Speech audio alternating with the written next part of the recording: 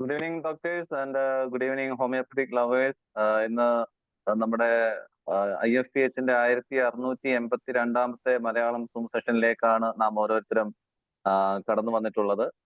അപ്പം ഈ സെഷനിൽ ആദ്യം തന്നെ നമുക്ക് 1 മിനിറ്റ് സൈലന്റ് പ്രയറിലേക്ക് കടക്കാം. ഓക്കെ, ഇന്ന് നമ്മുടെ അതിഥിയായിട്ട് ഇവിടെ എത്തിച്ചേർന്നിട്ടുള്ളത് നമുക്ക് ഏറെ പ്രിയങ്കരനായിട്ടുള്ള ഡോക്ടർ നജീബ് അഹമ്മദ് സാറാണ്. അദ്ദേഹത്തിന്റെ ഇതിനു മുൻപ് തന്നെ 3-4 സെഷനുകളിൽ അദ്ദേഹം നമ്മുടെ ഈ പ്ലാറ്റ്ഫോമിൽ വന്നെത്തിയിട്ടുണ്ട്. അദ്ദേഹത്തിന്റെ അറിവുകൾ നമുക്കായിട്ട് പങ്കുവച്ചിട്ടുണ്ട്. അദ്ദേഹം ഹോമിയോ ശാസ്ത്രത്തിൽ തന്നെ ഏകദേശം 15 വർഷത്തെ ചികിത്സാ പരിചയമുള്ള വ്യക്തിത്വമാണ്. ഇന്ന് അദ്ദേഹം ഇവിടെ വന്നിട്ടുള്ളത് വലിയൊരു ഇൻട്രസ്റ്റഡ് ആയിട്ടുള്ള ഒരു വിഷയം ചർച്ച ചെയ്യാൻ വേണ്ടിയിട്ടാണ്. അപ്പൊ ഇന്റർമിറ്റന്റ് ഫാസ്റ്റിംഗ് മരുന്നോ മാജിക്കോ? അപ്പൊ ഇന്ന് എനിക്ക് തോന്നുന്നു സമൂഹത്തിൽ ഏറ്റവും കൂടുതൽ ചർച്ച ചെയ്യപ്പെടുന്ന ഒരു വിഷയമാണ് ഈ വെയിറ്റ് ലോസിങ്ങുമായിട്ട് ബന്ധപ്പെട്ട് ഒരുപാട് ആളുകൾ തിരഞ്ഞെടുക്കുന്ന ഒരു ഫാസ്റ്റിംഗ് മെത്തേഡാണ് ഇന്റർമിറ്റന്റ് ഫാസ്റ്റിംഗ്. അപ്പം തീർച്ചയായിട്ടും നമ്മളത് കേൾക്കുവാൻ വളരെ ഇൻട്രസ്റ്റഡ് ആയിട്ട് നിൽക്കുകയാണ്. നമ്മുടെ പ്രിയങ്കരനായിട്ടുള്ള ഡോക്ടർ നജീബ് അഹമ്മദിനെ ഈ വേദിയിലേക്ക് ഞാൻ IFPHന്റെ പേരിൽ സ്വാഗതം ചെയ്തോളൂ. Good evening doctor. Okay. Yes, done. Good evening, Mr. Shalu. Thank you so much for inviting me. വളരെ അർത്ഥഗർഭമായ വളരെ കനപ്പെട്ട ഒരു ടോക്കാണ് നമ്മളിപ്പം കേട്ടത് കഴിഞ്ഞത് ഡോക്ടർ ആമിർ മാലിക്കിൻ്റെ. ആമിർ മാലിക്കിൻ്റെ ടോക്കിലെ അവസാനത്തെ അദ്ദേഹം പറഞ്ഞൊരു കാര്യം ഫാസ്റ്റിങ്ങിൻ്റെ ഇമ്പാക്റ്റ് ഓൺ ക്യാൻസർ ആയിരുന്നു. അപ്പോൾ അവിടെ നിന്ന് ഞാൻ തുടങ്ങുകയാണ്. So he made my job easy. അപ്പോൾ എനിക്ക് ഇത് പ്രസന്റേഷൻ എന്താണ് ഷെയർ ചെയ്യേണ്ടിയിരുന്നു. യെസ്, ഓക്കെ, ഞാനൊന്നത് വിസിബിൾ ആണല്ലോ അല്ലേ? Okay, thank you so much for inviting. നമ്മൾ ഇന്നത്തെ ടോപ്പിക് ഇന്റർമിറ്റന്റ് ഫാസ്റ്റിംഗ് മരുന്നോ മന്ത്രവാദമോ എന്നുള്ളതാണ്. ഡോക്ടർ ആമിർ മാലിക് എനിക്കൊരു നല്ലൊരു തുടക്കം തന്നു. So I feel blessed with his closing note. വളരെ നല്ലൊരു കാര്യമാണ്. പുള്ളി വളരെ നല്ലൊരു ടോപ്പിക്കാണ് പുള്ളി ചെയ്തത്. പിന്നെ അപ്പോൾ ഞാൻ അവിടുന്ന് തുടങ്ങുകയാണ്. വണ്ണം കുറയണം, ആരോഗ്യം നന്നാവണം, കുറേ കൂടുതൽ കാലം ജീവിക്കണം, അതുപോലെ പലതരം രോഗങ്ങളും അവശതകളുണ്ട്, ക്ഷീണമുണ്ട്. അപ്പോൾ പിന്നെ എല്ലാ മാസവും മെൻസസ് ആയി കഴിഞ്ഞാൽ വേദനകളാണ്, കാരണം PCOD ഉണ്ട്. ഇങ്ങനെ പലതരം പ്രശ്നങ്ങളാണ് കുഞ്ഞിപ്പാത്തുവിൻ്റെ. കുഞ്ഞിപ്പാത്തുവിന് ഇഷ്ടഭക്ഷണം തിന്നുകയും വേണം, വണ്ണം കുറയുകയും വേണം, ഉത്തരത്തിലുള്ളത് എടുക്കുകയും വേണം, എന്നാൽ കക്ഷത്തിലുള്ളത് താഴോട്ട് പോകാനും പാടില്ല എന്നുള്ളതാണ് കുഞ്ഞിപ്പാത്തുവിൻ്റെ ധർമ്മസങ്കടം. അപ്പോൾ എന്താണ് കുഞ്ഞിപ്പാത്തു ഡോക്ടറെ അടുത്ത് പോവാൻ. ഡോക്ടർ ചോദിക്കുകയാണ് ഫാസ്റ്റിംഗ് പറ്റൂലേ, അല്ലാതെ എന്താണ് ജിമ്മിൽ പോയിക്കൂടെ? അയ്യോ ഡോക്ടർ അതൊന്നും പറ്റില്ല. ഗുളിക കഴിച്ചാലോ? അയ്യോ ഭയങ്കര സൈഡ് എഫക്ട്സ് അല്ലേ, വലിയ പ്രശ്നമാണ്, ഗുളിക എനിക്ക് ഒരിക്കലും ശരിയാവാറില്ല. എന്നാൽ പിന്നെ കുറച്ച് സപ്ലിമെന്റ്സ് ആയാലോ? ഡോക്ടർ അടുത്ത ഉപായം പറയാണ്. അപ്പോൾ കുഞ്ഞിപ്പാത്ത് പറഞ്ഞു ഭയങ്കര വിലയാ ഡോക്ടറെ, ഒന്നാമത് ഇപ്പം സാമ്പത്തികമായിട്ടും കുറച്ച് നല്ല ടൈറ്റാണ്. എന്നാൽ പിന്നെ കുഞ്ഞിപ്പാത്ത് നമുക്ക് സർജറി ആവാം, എളുപ്പമാണ്. സർജറി ചെയ്ത് കഴിഞ്ഞാൽ ആമാശയത്തിൻ്റെ ഒരു 1/4 ഭാഗം എടുത്ത് കളയുന്നു, എന്നിട്ട് ഒരു പൈപ്പ് ആമാശയത്തിൽ നിന്ന് നേരെ ഒരു പാലം ഡിയോഡിനത്തിലേക്ക് അല്ലെങ്കിൽ ജിജുനത്തിലേക്ക്, ജജുനോ ഗാസ്ട്രോസ്റ്റോമി ആണല്ലോ. അത് കേട്ടപ്പോൾ കുഞ്ഞിപ്പാത്ത് പറഞ്ഞു ഇതിനേക്കാളും ഡോക്ടറെ നല്ലത് മരിക്കുന്നതാ, അതൊന്നും പറ്റൂല ഡോക്ടറെ. അങ്ങനെ നിരാശയായി നടക്കുമ്പോഴാണ് കുഞ്ഞിപ്പാത്തു ഇന്റർമിറ്റന്റ് ഫാസ്റ്റിങ്ങിനെ കുറിച്ച് കേൾക്കുന്നത്. എന്താണ് ഇന്റർമിറ്റന്റ് ഫാസ്റ്റിംഗ്? അത് വളരെ ഫ്ലെക്സിബിൾ ആണ്, അത് സിമ്പിൾ ആണ്. ഫ്ലെക്സിബിൾ എന്ന് പറഞ്ഞു കഴിഞ്ഞാൽ പലതരം മൊഡാലിറ്റീസ് ഉണ്ട്, നമ്മൾ അതിലേക്ക് പോകുന്നു. വളരെ സിമ്പിളാണ് ചെയ്യാൻ. ഏറ്റവും പ്രധാനപ്പെട്ടത് നേരത്തെ പറഞ്ഞ സർജറി ഇല്ല, മരുന്നില്ല, സപ്ലിമെന്റ് ഇല്ല, അങ്ങനെ പലതുമില്ല. ടോട്ടലി ഫ്രീ ആണ് ഇന്റർമിറ്റന്റ് ഫാസ്റ്റിങ്ങിന്, കാശ് മുടക്കില്ല. അപ്പോൾ വളരെ സന്തോഷമായി കുഞ്ഞിപ്പാത്തുവിന്. നമ്മൾക്കറിയാലോ ബ്രേക്ക്ഫാസ്റ്റ് ഒരു ദിവസത്തെ പ്രധാനപ്പെട്ട ഫുഡാണ്. അങ്ങനെയാണല്ലോ നമ്മളൊക്കെ മനസ്സിലാക്കിയിരിക്കുന്നത്. ബ്രേക്ക്ഫാസ്റ്റ് പോയാൽ എല്ലാം പോയി. പ്രാതൽ രാജാവിനെ പോലെ കഴിക്കണം എന്നാണ് നമ്മളൊക്കെ ഞാൻ തന്നെ എൻ്റെ പേഷ്യൻസിന് അടുത്തൊരു കാലത്ത് പറയുന്നൊരു കാര്യമായിരുന്നത്. ബ്രേക്ക്ഫാസ്റ്റ് കഴിച്ചില്ലെങ്കിൽ ആകെ പ്രശ്നമാണ്. ആരാണ് ബ്രേക്ക്ഫാസ്റ്റ് കഴിക്കേണ്ടത്, എന്താണ് കഴിക്കേണ്ടത്, എത്ര കഴിക്കണം? ബ്രേക്ക്ഫാസ്റ്റിന്റെ മുകളിൽ മാത്രം അല്പം ഒന്ന് കളിച്ചു കഴിഞ്ഞാൽ ആരോഗ്യത്തിൽ വലിയ രീതിയിൽ മാറ്റങ്ങൾ ഉണ്ടാക്കാൻ പറ്റും എന്നുള്ളതാണ് ഇന്റർമീഡിയന്റ് ഫാസ്റ്റിങ്ങിനെ കുറിച്ചുള്ള പുതിയ പഠനങ്ങൾ നമുക്ക് പഠിപ്പിച്ചു തരുന്നത്. ഇന്ന് ഇന്റർമീഡിയറ്റ് നേരത്തെ ഷാലു പറഞ്ഞതുപോലെ വലിയ ചർച്ച നടക്കുന്ന കാര്യമാണ് ഇന്റർമീഡിയന്റ് ഫാസ്റ്റിംഗ്. 80% ആളുകൾക്ക് ലോകത്തിൽ ഇതിനെക്കുറിച്ച് 8 ബില്യൺ ആളുകളിൽ 7 ബില്യൺ ആളുകൾക്കും ഇതെന്താണെന്ന് അറിയാം, അല്ലെങ്കിൽ എന്തെങ്കിലും രീതിയിൽ ഇതിനെക്കുറിച്ച് ഫാസ്റ്റിങ്ങിനെ കുറിച്ച് അവർ കേട്ടിട്ടുണ്ട്. അതിലും വലിയൊരു ശതമാനം ആളുകൾ ഇത് പ്രാക്ടീസ് ചെയ്തപ്പോൾ അവരുടെ ഉറക്കം നന്നായിട്ടുണ്ട്. ഇൻസ്റ്റാഗ്രാമം എന്ന് പറയുന്നൊരു ഗ്രാമുണ്ട്, അവിടെ 52 പോസ്റ്റുകൾ ഒരു മണിക്കൂറിൽ ഈ ഇന്റർമീഡിയന്റ് ഫാസ്റ്റിങ്ങിനെ കുറിച്ച് വന്നുകൊണ്ടിരിക്കുക. ഇനി എന്താണ് ഈ ഫാസ്റ്റിംഗ് എന്ന് പറയുമ്പോൾ ഒരു കൺഫ്യൂഷൻ ഉള്ള സാധനമാണ്. ഫാസ്റ്റിംഗ് എന്താണ്, എന്തല്ല? ഫാസ്റ്റിങ്ങിന്റെ ഒരു ഡെഫിനിഷൻ എന്താണ്? ഫാസ്റ്റിംഗ് എന്ന് പറയുമ്പോൾ നമ്മൾ ചില കാര്യങ്ങളിൽ നിന്നുള്ള മാറി നിൽക്കലാണ്, വിട്ടു നിൽക്കലാണ്, ഒഴിവാക്കലാണ്, കുടഞ്ഞു നിർപ്പിക്കലാണ്. എന്തെന്നൊക്കെയാണ്? സുഖഭോഗങ്ങളിൽ നിന്ന്, സൗകര്യങ്ങളിൽ നിന്ന്, അമിതമായ സൗകര്യപ്രമത്തത ഉണ്ടല്ലോ, അതുപോലെ പലതരം ദൗർബല്യങ്ങൾ. ഭക്ഷണം മാത്രമല്ല കേട്ടോ ദൗർബല്യം എന്ന് പറയുന്നത്. നമ്മൾ ഫാസ്റ്റിംഗ് എന്ന് പറയുന്നത് നമ്മുടെ സാമ്പ്രദായമായിട്ട് നമുക്ക് ചിന്തിക്കുന്ന നമ്മുടെ ചിന്ത പോവുക, ഭക്ഷണം ഒഴിവാക്കുക, അല്ലെങ്കിൽ ചില റിലീജിയസ് ഫാസ്റ്റിംഗ്, മതപരമായ ഒരു ചടങ്ങ്, ആചാരം, ഇങ്ങനെയൊക്കെയാണ് നമ്മുടെ മനസ്സിലേക്ക് ഫാസ്റ്റിങ്ങിനെ കുറിച്ച് ചിന്തിക്കുമ്പോൾ വരുന്നത്. യഥാർത്ഥത്തിൽ it can be anything which is making us addicted. നമ്മൾ വല്ലാണ്ട് പിടികൂടിയ, നമ്മളെ പരിമിതപ്പെടുത്തുന്ന, നമ്മുടെ പോസിറ്റീവ് ചേഞ്ചിനെ തടസ്സമാകുന്ന എന്തൊക്കെയുണ്ട്, ആരോഗ്യപരമായിട്ട്, മാനസികമായിട്ട്, ശാരീരികമായിട്ട്, അതുപോലെ സ്പിരിച്വലായിട്ട് നമ്മളെ തടയുന്ന എന്തിനെയും നമ്മൾ തള്ളി മാറ്റുന്നതിനെയാണ് ഫാസ്റ്റിംഗ് എന്ന് പറയുന്നത്. Simple as that. നമ്മൾ നോ പറയുമ്പോൾ ഫാസ്റ്റിംഗ് അവിടെ തുടങ്ങുകയാണ്. So fasting saying no with many things with the goal, ഒരു ലക്ഷ്യത്തോടു കൂടി പലതിനെയും ഒഴിവാക്കുന്നതിന്. ഒരു ലക്ഷ്യം അവിടെ പ്രധാനമാണ്, വളരെ പ്രധാനമാണ് ലക്ഷ്യം. ആ ലക്ഷ്യത്തോടു കൂടി എന്തിനോടെങ്കിലും നമ്മൾ നോ പറയുമ്പോഴാണ് ഫാസ്റ്റിംഗ് തുടങ്ങുന്നത്. അപ്പോൾ എന്താണ് നിങ്ങളുടെ ലക്ഷ്യം? ഓരോ ആൾക്കും ഫാസ്റ്റിങ്ങിന് പ്രത്യേക ലക്ഷ്യങ്ങൾ ഉണ്ടാവും, വ്യത്യസ്തമായ ലക്ഷണങ്ങൾ. എന്റെ ശബ്ദം ക്ലിയർ അല്ലേ? കേൾക്കുന്നില്ലേ നേരെ? ഹലോ, ക്ലിയർ ആണ്. യെസ്. എന്തൊക്കെയാണ് ഉപവാസത്തിന്റെ ലക്ഷ്യങ്ങൾ? അത് മൈൻഡ് ആവാം, മനസ്സിന്റെ വിഭ്രാന്തികൾ, സ്ട്രെസ്സുകൾ, പ്രയാസങ്ങൾ, വിഷമങ്ങൾ, ഇതിനൊക്കെ മനസ്സിനെ ശക്തിപ്പെടുത്താൻ ഉപവാസം കൊണ്ട് പറ്റും. ശരീരത്തെ ശക്തിപ്പെടുത്താൻ, ശരീരത്തിന്റെ കമ്പോസിഷൻ, ശരീരത്തിന്റെ ലോഞ്ചിവിറ്റി, കൂടുതൽ ജീവിക്കാൻ, അല്ലെങ്കിൽ ശരീരത്തിന്റെ പ്രയാസങ്ങൾ, ആയാസങ്ങൾ, നേരത്തെ പറഞ്ഞ പോലെ വേദനകൾ മാറ്റാൻ, ക്യാൻസറിനെ ചെറുക്കാൻ, അങ്ങനെ ശരീരത്തിന്റെ ഒരുപാട് കാര്യങ്ങൾ, മെലിയാൻ, ഏറ്റവും കൂടുതൽ പോപ്പുലർലി ഷാലു പറഞ്ഞ പോലെ തന്നെ ഏറ്റവും പോപ്പുലറായിട്ട് തടി മെലിയിക്കുക എന്നുള്ളതാണ് ഇന്നത്തെ ലോകത്തെ മനുഷ്യരുടെ ഏറ്റവും വലിയൊരു ചിന്ത. അപ്പൊ അതിന് ഏറ്റവും നല്ല ഒരു രീതിയാണ് ഫാസ്റ്റിംഗ്. മറ്റു കാര്യങ്ങളൊന്നും ഇപ്പൊ ഇന്റർമീഡിയന്റ് ഫാസ്റ്റിംഗിലേക്ക് നമ്മൾ അതിനെക്കുറിച്ച് പറയുന്നതാണ്.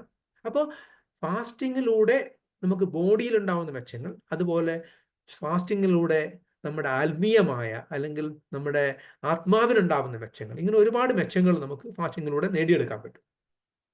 ചെറിയൊരു പോൾ ഫാസ്റ്റിംഗ് കൊടുക്കുമ്പോൾ നമ്മൾ പറഞ്ഞല്ലോ, നമ്മൾ ചിലതിനെ മാറ്റിവെക്കുന്നു. അത് ഫുഡാവാം, നമ്മുടെ മൊബൈലാവാം, നമ്മുടെ സംസാരമാവാം, നമ്മുടെ ഷോപ്പിംഗ് വ്യഗ്രതയാവാം. അത് നമ്മുടെ വീക്ക്നെസ് എന്താണ്? ചില ആൾക്ക് വസ്ത്രം 6 മാസത്തിൽ അല്ലെങ്കിൽ 4 മാസത്തിൽ 3 മാസത്തിൽ പുതിയ സാധനം വാങ്ങിയില്ലെങ്കിൽ ഒരു രക്ഷയില്ല, അല്ലെങ്കിൽ ഏതെങ്കിലും ഒരു സാധനം. ഷോപ്പിംഗ് ഒരു ഇമ്പൾസാണ്, ടെംപ്റ്റേഷൻ ആണ്. അങ്ങനെയുള്ള ആളുകൾക്ക് ഷോപ്പിങ്ങിനോട് നോ പറയുക. ഒരു 6 മാസത്തേക്ക് ഞാൻ ഡ്രസ്സ് വാങ്ങില്ല. ഒരു ഫാസ്റ്റിംഗ് ആണ്, ഒരു ഉപവാസമാണ്. ഇനി കലകലകലോ സംസാരിക്കുന്ന ആളുകളുണ്ടാവും, അല്ലെങ്കിൽ ചില പ്രത്യേക വിഷയങ്ങൾ വരുമ്പോൾ, മതം, രാഷ്ട്രീയം, ഇതൊക്കെ വരുമ്പോൾ വാതോരാതെ സംസാരിക്കാൻ തോന്നുന്ന ആളുകളുണ്ടാവും. ഒരു ചർച്ച അല്ലെങ്കിൽ നമ്മളൊരു കുടുംബ കൂട്ടായ്മയിൽ ഇരിക്കുമ്പോൾ നമ്മൾക്ക് ടെംപ്റ്റേഷൻ വരികയാണ് സംസാരിക്കുക. പക്ഷെ നമ്മൾ സംസാരിക്കാതിരിക്കുന്നതാണ് നല്ലത്, മിണ്ടാതിരിക്കുന്നതാണ് നല്ലത് നമുക്ക് തോന്നി. പക്ഷെ നമുക്ക് നിർത്താൻ പറ്റുന്നില്ല, മിണ്ടാതിരിക്കാൻ പറ്റുന്നില്ല. 1 മണിക്കൂർ നമുക്ക് അവിടെ മിണ്ടാതിരിക്കാൻ പറ്റുമോ? അതൊരു ഫാസ്റ്റിംഗ് ആണ്. ആ 1 മണിക്കൂർ നിങ്ങൾ ഫാസ്റ്റ് ചെയ്യുകയാണ്.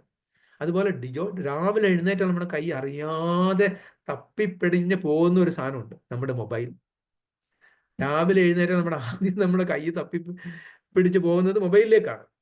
മൊബൈലിനെ നമുക്ക് 1 മണിക്കൂർ നമ്മൾ സ്ഥിരമായിട്ട് നമ്മൾ ചെയ്യുന്ന ചില കാര്യങ്ങൾ മൊബൈലിൽ ഒഴിവാക്കാൻ പറ്റുമോ? ഫുഡിന് ഇതുപോലെ രാവിലത്തെ ബ്രേക്ക്ഫാസ്റ്റ് 8 മണിക്കാണെങ്കിൽ 8:30 9 മണിക്കൂറിലേക്ക് കൊണ്ടുപോകാൻ പറ്റുമോ? ഇതൊക്കെയാണ് ഫാസ്റ്റിംഗ്. എല്ലാ മനുഷ്യരും ഫാസ്റ്റിംഗ് ചെയ്യുന്നുണ്ട് പല രീതിയിലും, അറിഞ്ഞോ അറിയാതെയോ. അറിഞ്ഞു ചെയ്യുന്നതിനെയാണ് ഫാസ്റ്റിംഗ് എന്ന് പറയുക. വിത്ത് ഒരു ലക്ഷ്യത്തോടെ നമ്മൾ ചെയ്യുമ്പോഴാണ് ഫാസ്റ്റിംഗ് ആവുന്നത്. അല്ലാത്തത് ഫാസ്റ്റിംഗ് അല്ല.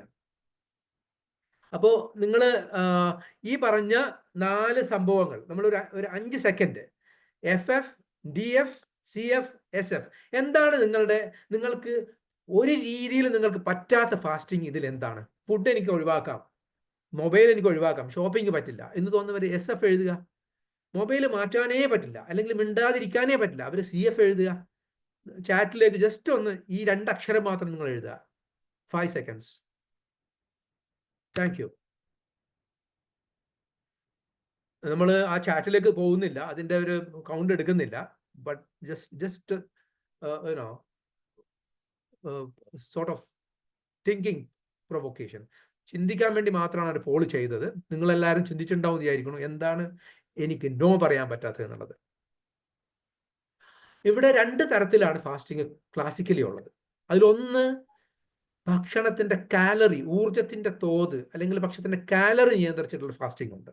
2 സമയത്തിനെ മാത്രം നിയന്ത്രിച്ച് കാലറി നിയന്ത്രിക്കാതെ ഇഷ്ടമുള്ള സാധനം കഴിക്കാം, ഇഷ്ടമുള്ള തോതിൽ കഴിക്കാം. പക്ഷെ ഈറ്റിംഗ് വിൻഡോ റെസ്ട്രിക്റ്റ് ചെയ്യുന്നു. അവിടെ ഫുഡിന്റെ വിൻഡോ നമ്മൾ പരിഗണിക്കുന്നില്ല. അവിടെ നമ്മൾ ഫുഡ് എന്തും കഴിക്കാം, പക്ഷെ ഇത്ര മണിക്കൂറിനുള്ളിൽ ആ കഴിക്കേണ്ട സാധനം കഴിച്ചിരിക്കണം. അതാണ് സമയ നിയന്ത്രിത ഫാസ്റ്റിംഗ് അല്ലെങ്കിൽ ടൈം റെസ്ട്രിക്റ്റഡ് ഫാസ്റ്റിംഗ്. മറ്റേത് നമ്മൾ പറയുന്നത് കാലറിയെ നിയന്ത്രിച്ചിട്ടുള്ള ക്ലാസിക്കൽ പണ്ട് മുതലുള്ള ഒരു ടൈപ്പ് ഓഫ് ഫാസ്റ്റിംഗ് ആണ്. Intermediate fasting time restricted fasting ആണ്. അത് 12-12 ആവാം, 14-10 ആവാം. 16 മണിക്കൂർ നമ്മൾ ഫുഡ് കഴിക്കാതിരിക്കുന്നു, 8 മണിക്കൂർ മാത്രം കഴിക്കുന്നു. അപ്പോൾ 8 മണിക്കൂറിന് നമ്മൾ ഈറ്റിംഗ് വിൻഡോ എന്ന് പറയുന്നു. 12-12 ആണെങ്കിൽ 12 മണിക്കൂർ ഒന്നും കഴിക്കുന്നില്ല, 12 മണിക്കൂർ എന്തെങ്കിലും നമ്മൾ കഴിക്കുന്നു. ഇങ്ങനെയാണ് ഇതിനെ നമ്മൾ കാണേണ്ടത്. ഈറ്റിംഗ് വിൻഡോ ഈസ് 12 ആണെങ്കിൽ 12 മണിക്കൂർ കഴിക്കുന്നു, 12 മണിക്കൂർ കഴിക്കുന്നില്ല. അതേസമയത്ത് 14 മണിക്കൂർ കഴിക്കുന്നില്ല, 10 മണിക്കൂർ മാത്രം കഴിക്കുന്നു. അപ്പൊ അതിന് നമ്മളത് എന്താ വിളിക്കുക? അത് ഒരു മോഡറേറ്റ് അപ്രോച്ചാണ്. ഇന്റർമീഡിയറ്റ് ഫാസ്റ്റിംഗിന്റെ ഏറ്റവും ഈ പ്രസന്റേഷന്റെ അവസാനം എങ്ങനെ നമുക്ക് പ്രാക്ടിക്കലി നമുക്ക് ഇന്റർമീഡിയറ്റ് ഫാസ്റ്റിംഗ് നമുക്ക് ഒന്നേന്ന് തുടങ്ങാം എന്നുള്ളതിനെ കുറിച്ച് ഒരു ഷോർട്ട് സെഷൻ ഇതുണ്ട്. നമുക്ക് ഇതിനെക്കുറിച്ച് വിശദമായി പറയാം. കൂടുതൽ അഡ്വാൻസ്ഡ് ആയിട്ടുള്ളത് സ്പാർട്ടൻ അല്ലെങ്കിൽ വാരിയർ ഡയറ്റ് എന്ന് പറയും. 20 മണിക്കൂർ നമ്മൾ ഫാസ്റ്റ് ചെയ്യുന്നു. റമദാൻ മാസത്തിലേക്ക് ഭംഗിയായിട്ട് ചെയ്യാൻ പറ്റുന്ന ഒരു സംഭവമാണിത്. 4 മണിക്കൂർ മാത്രം നമ്മൾ ഭക്ഷണം കഴിക്കുന്നു. അടുത്തത് 22-23 മണിക്കൂർ നമ്മൾ ഒന്നും കഴിക്കുന്നില്ല, വെള്ളം മാത്രം കുടിക്കുന്നു. ചില വെള്ളം കുടിക്കുന്നു, ചില ജ്യൂസുകൾ കഴിക്കുന്നു. അതേസമയത്ത് ഖരപദാർത്ഥങ്ങൾ അല്ലെങ്കിൽ ഏതെങ്കിലും രീതിയിലുള്ള നമ്മൾക്ക് ഇഷ്ടമുള്ള സാധനങ്ങൾ കഴിക്കുന്നു 1 മണിക്കൂർ മാത്രം. ഇതിനെ ഒമാഡ്, 1 മീൽ എ ഡേ എന്ന് പറയുന്നു. ഇതൊക്കെയാണ് ഇന്റർമീഡിയറ്റ് ഫാസ്റ്റിംഗ് എന്ന് പറയുന്ന സാധനം. ഇതൊക്കെ ടൈം റെസ്ട്രിക്റ്റഡ് ഫാസ്റ്റിംഗ് ആണ്. അടുത്തത് കാലറി റെസ്ട്രിക്റ്റഡ് ആണ്. അതിനെ ഓൾട്ടർനേറ്റീവ് ഫാസ്റ്റിംഗ് എന്ന് പറയും.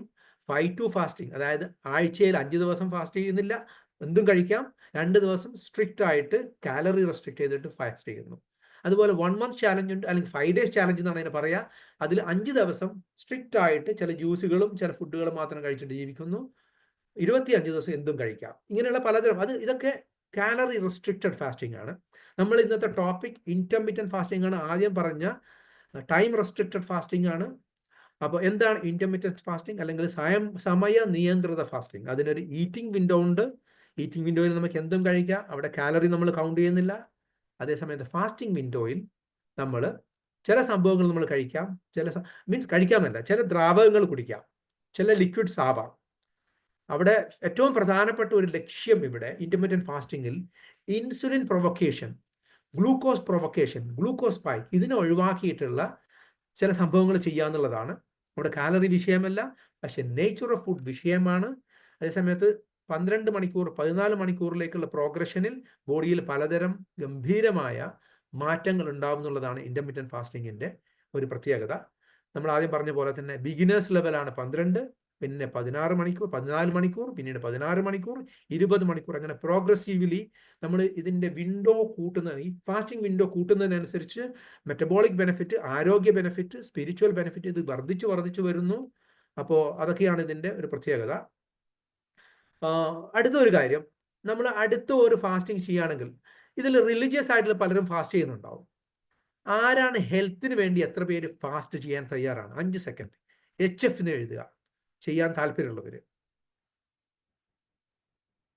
എത്ര പേർ ഇതിൽ ഹെൽത്തിന് വേണ്ടി ഫാസ്റ്റ് ചെയ്യാൻ തയ്യാറാണ്?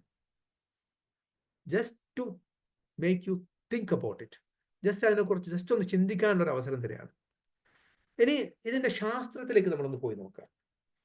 ഫാസ്റ്റിംഗ് എന്ന് പറയുമ്പോൾ 4 ഘട്ടങ്ങളാണ്. ഈ 4 ഘട്ടങ്ങളിൽ പ്രോഗ്രസീവ്ലി ശരീരത്തിൽ ഉണ്ടാകുന്ന മാറ്റങ്ങൾ എന്തൊക്കെയാണ് നമ്മൾ നോക്കാം.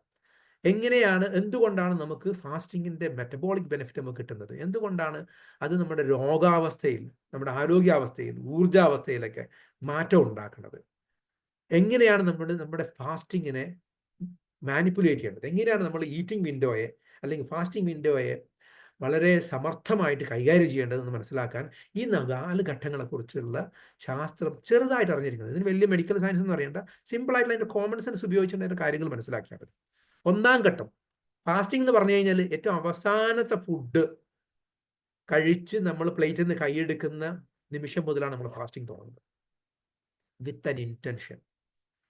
ഇനി മുതൽ അങ്ങോട്ടുള്ള മണിക്കൂറുകൾ ഞാൻ ഫാസ്റ്റിംഗ് ആണ് എന്ന ചിന്തയോടുകൂടി നമ്മൾ ഏറ്റവും അവസാനത്തെ ബോക്സിൽ അവസാനത്തെ ഉരുള കഴിച്ചിട്ട് കൈ എടുക്കുന്നതോടുകൂടി നമ്മുടെ ഫാസ്റ്റിംഗ് ആരംഭിക്കുകയാണ്. 1-ാം ഘട്ടത്തിൽ വയറ് നിറഞ്ഞ അവസ്ഥയാണ്, ഫെഡ് സ്റ്റേറ്റ് എന്ന് പറയും. നമ്മൾ ഭക്ഷണം കഴിച്ചു കഴിഞ്ഞാൽ കുറച്ച് മണിക്കൂർ നമ്മളുടെ ബോഡിയിൽ ഭക്ഷണം, വയറ് നിറഞ്ഞു, തലച്ചോറ് നിറഞ്ഞു, ഗ്ലൂക്കോസ് നിറഞ്ഞു, ഇൻസുലിൻ നിറഞ്ഞു, മൊത്തം നിറയലുകളാണ്. ഈ നിറയലുകൾ പലതരം മാറ്റങ്ങൾ ഉണ്ടാകുന്നു, നല്ലതും കുറെ ചീത്തയുമായ മാറ്റങ്ങൾ ഉണ്ടാകുന്നു. 2-ാം ഘട്ടം 4 മണിക്കൂറിന് ശേഷം 2-ാം ഘട്ടം തുടങ്ങുന്നു. ഉപവാസാവസ്ഥയുടെ ഏർലി സ്റ്റേജ്, നേരത്തെയുള്ള സ്റ്റേജുകൾ തുടങ്ങുന്നു. 3-ാം ഘട്ടം എത്തുമ്പോൾ ഗ്ലൂക്കോസിൻ്റെ കളി കഴിഞ്ഞു, പിന്നെ ഫാറ്റിൻ്റെ കളി തുടങ്ങുകയാണ്. ഫാറ്റിൻ്റെ കളി 12 മണിക്കൂർ അല്ലെങ്കിൽ 11 മണിക്കൂറിന് ശേഷം, ഡ്രൈ ഫാസ്റ്റിംഗ് ആണെങ്കിൽ 10 മണിക്കൂറിന് ശേഷം ഫാറ്റ് അതിൻ്റെ രംഗപ്രവേശം തുടങ്ങുകയാണ്. പലതരം മെച്ചങ്ങൾ, ഒരുപാട് മെറ്റബോളിക് ബെനിഫിറ്റുകൾ, ഗംഭീരമായ മെച്ചങ്ങൾ ഉണ്ടാകുന്ന ഒരു സമയമാണ് ഈ പറയുന്ന 3-ാം ഘട്ടം. ഇനി 4-ാമത്തെ ഘട്ടം ഹയർ ലെവൽ ഓഫ് ഫാസ്റ്റിംഗ് ആണ്. അത് ശരിക്കുള്ള സ്പാർട്ടാൻ എന്ന് പറയും, അല്ലെങ്കിൽ ചാമ്പ്യൻസ്, ഹെൽത്തിനെ നെക്സ്റ്റ് ലെവലിലേക്ക് കൊണ്ടുപോകാൻ താല്പര്യമുള്ള യഥാർത്ഥ ഹീറോസ്, അവർക്കാണ് 20-22 മണിക്കൂർ. നോമ്പ് കാലത്തൊക്കെ എളുപ്പമാണ് ഇത് ചെയ്യാൻ, വളരെ എളുപ്പമാണ്. അത്യാവശ്യം നോമ്പ് പരിശീലിച്ചവർക്കൊക്കെ എളുപ്പമാണ്. അല്ലാത്തവർക്കും അന്നും 2ഉം 3ഉം ഘട്ടങ്ങൾ 10 മണിക്കൂർ, 12 മണിക്കൂർ, 14 മണിക്കൂറൊക്കെ ശീലിച്ച് 16 മണിക്കൂർ കഴിഞ്ഞാൽ, 18 മണിക്കൂർ, 20 കഴിഞ്ഞാൽ 20 മണിക്കൂറിൽ ഈ പറയുന്ന സ്പാർട്ടാൻ മോഡിലേക്ക് നമ്മുടെ ബോഡി പോകുന്നു. എളുപ്പമായിട്ട് ഇതൊക്കെ ചെയ്യാൻ പറ്റുന്നു. പക്ഷേ നോട്ട് ഫോർ ബിഗിനേഴ്സ്. അങ്ങനെയാണ് 4-ാമത്തെ പൂർണ്ണ ഉപവാസാവസ്ഥ. ഈ 4 ഘട്ടങ്ങൾ എന്താണ് നടക്കുന്നത്? ആദ്യ ഘട്ടത്തിൽ നമ്മുടെ സിമ്പിൾ മെറ്റബോളിസം നിങ്ങൾക്കറിയാം, ഡോക്ടർമാർക്ക്, അല്ലാത്തവരും ഇതിൽ ജോയിൻ ചെയ്തിട്ടുണ്ടെന്നാണ് ഞാൻ മനസ്സിലാക്കുന്നത്. ബോഡിയിൽ ഫെഡ് സ്റ്റേജ്, തിന്ന് വയറ് നിറഞ്ഞ് ഏമ്പക്കം വിട്ടിരിക്കുന്ന അവസ്ഥയിൽ ഗ്ലൂക്കോസ് സ്വാഭാവികമായിട്ടും ബ്ലഡിൽ കൂടുന്നു. ഇപ്പോൾ ഗ്ലൂക്കോസ് മസിലിലേക്ക് പോകുന്നു, ലിവറിലേക്ക് പോകുന്നു, അല്ലെങ്കിൽ തലച്ചോറിലേക്ക് പോകുന്നു. അങ്ങനെ കുറേ കൂടുതലുള്ള ഗ്ലൂക്കോസുകൾ നമ്മൾ ലിവറിൽ ഗ്ലൈക്കജനായിട്ട് നമ്മൾ സ്റ്റോർ ചെയ്യുന്നു. പിന്നീട് 4 മണിക്കൂർ കഴിയുമ്പോൾ 4-ാമത്തെ മണിക്കൂറിൽ ഗ്ലൂക്കോസിൻ്റെ ലെവൽ കുറയാണ് ബോഡിയിൽ. ഇൻസുലിൻ്റെ ലെവലും കൂടെ കുറയും. ഗ്ലൂക്കോസ് കുറയുമ്പോൾ ഒന്നിച്ച് ഇൻസുലിൻ്റെ ലെവലും കുറയും. ശരീരം ഒന്ന് ആശ്വസിക്കുന്ന ഒരു സമയം കൂടിയാണത്, തലച്ചോറൊഴിച്ച്. അപ്പോൾ ഈ അവസ്ഥയിൽ 1-ാം ഘട്ടം അവസാനിക്കുന്നു. അപ്പോൾ ആ സമയത്ത് ഒരു കാര്യം കൂടി നടക്കുന്നുണ്ട്. കൂടുതലുള്ള ഗ്ലൂക്കോസ് തുടക്കത്തിൽ തന്നെ ബോഡി ഗ്ലൈക്കജൻ ആയിട്ട് ലിവറിൽ സ്റ്റോർ ചെയ്യുന്നുണ്ട്. 4-ാം ഘട്ടത്തിന് ശേഷം മെല്ലെ ബ്ലഡ് ലെവലിൽ നന്നായിട്ട് ഗ്ലൂക്കോസ് കുറഞ്ഞു, തലച്ചോറിൽ നന്നായിട്ട് കുറഞ്ഞു, മസിൽസിൽ നന്നായിട്ട് ഗ്ലൂക്കോസ് കുറഞ്ഞു. പക്ഷെ ശരീരത്തിന് ഗ്ലൂക്കോസ് ആവശ്യമാണ്, അല്ലെങ്കിൽ എനർജി ആവശ്യമാണ്. 1-ാം ഘട്ടത്തിൻ്റെ 4-ാം മണിക്കൂറിൽ മെല്ലെ ലിവറിൽ നിന്ന് ഗ്ലൂക്കോസ് എടുക്കാൻ പറ്റും. ലിവറിൽ നിന്ന് ഗ്ലൂക്കോസ്, അപ്പോഴും ഗ്ലൂക്കോസ് തന്നെയാണ് താരം. അടുത്ത 8-10 മണിക്കൂറിൽ ഗ്ലൂക്കോസ് തന്നെയാണ് തേർവാഴ്ച. അപ്പോൾ 2-ാം ഘട്ടത്തിലേക്ക്, ആദ്യ ഘട്ടം മുതൽ തന്നെ ലിവറിൽ നിന്നുള്ള ഗ്ലൂക്കോസ് മെല്ലെ ബോഡിയിലേക്ക് വരുന്നു. ഇവിടെ നിന്ന് ഉപവാസത്തിൻ്റെ ചെറിയ ബെനിഫിറ്റ് നമ്മൾ തുടങ്ങുകയാണ്. ഉപവാസത്തിൻ്റെ ചെറിയ ബെനിഫിറ്റ്സ് നമ്മൾ തുടങ്ങുന്നത് 2-ാം ഘട്ടത്തിൻ്റെ തുടക്കത്തിലാണ്. ചെറിയ മെച്ചങ്ങൾ, വലിയ ഉപവാസം ഒന്നും പറയാനായിട്ടുമില്ല. കരളിൽ നിന്നുള്ള ഗ്ലൂക്കോസ് കൂടുതൽ ഗ്ലൈക്കജൻ കൂടുതൽ, അതായത് ഗ്ലൂക്കോസായിട്ട് മാറുന്നു. കൂടുതൽ ഗ്ലൂക്കോസ് ബ്ലഡിലേക്ക് വരുന്നു കരളിൽ നിന്നുണ്ട്. നല്ല കാര്യമാണ്. കാരണം കരളിൽ അവിടെ അട്ടിപ്പേറായിട്ട് ഡെഡ് സ്റ്റോക്കായിട്ട് വെച്ചിരിക്കുകയാണ്. അതിനെ പുഷ് ചെയ്തിട്ട് ബോഡിയിലേക്ക്, ബ്ലഡിലേക്ക് കൊണ്ടുവരികയാണ്. എന്നിട്ട് ടിഷ്യൂസിലേക്ക് പോവുകയാണ്, കോശങ്ങളിലേക്ക് പോവുകയാണ്, തലച്ചോറിലേക്ക് പോകണം. നല്ല കാര്യമാണ്.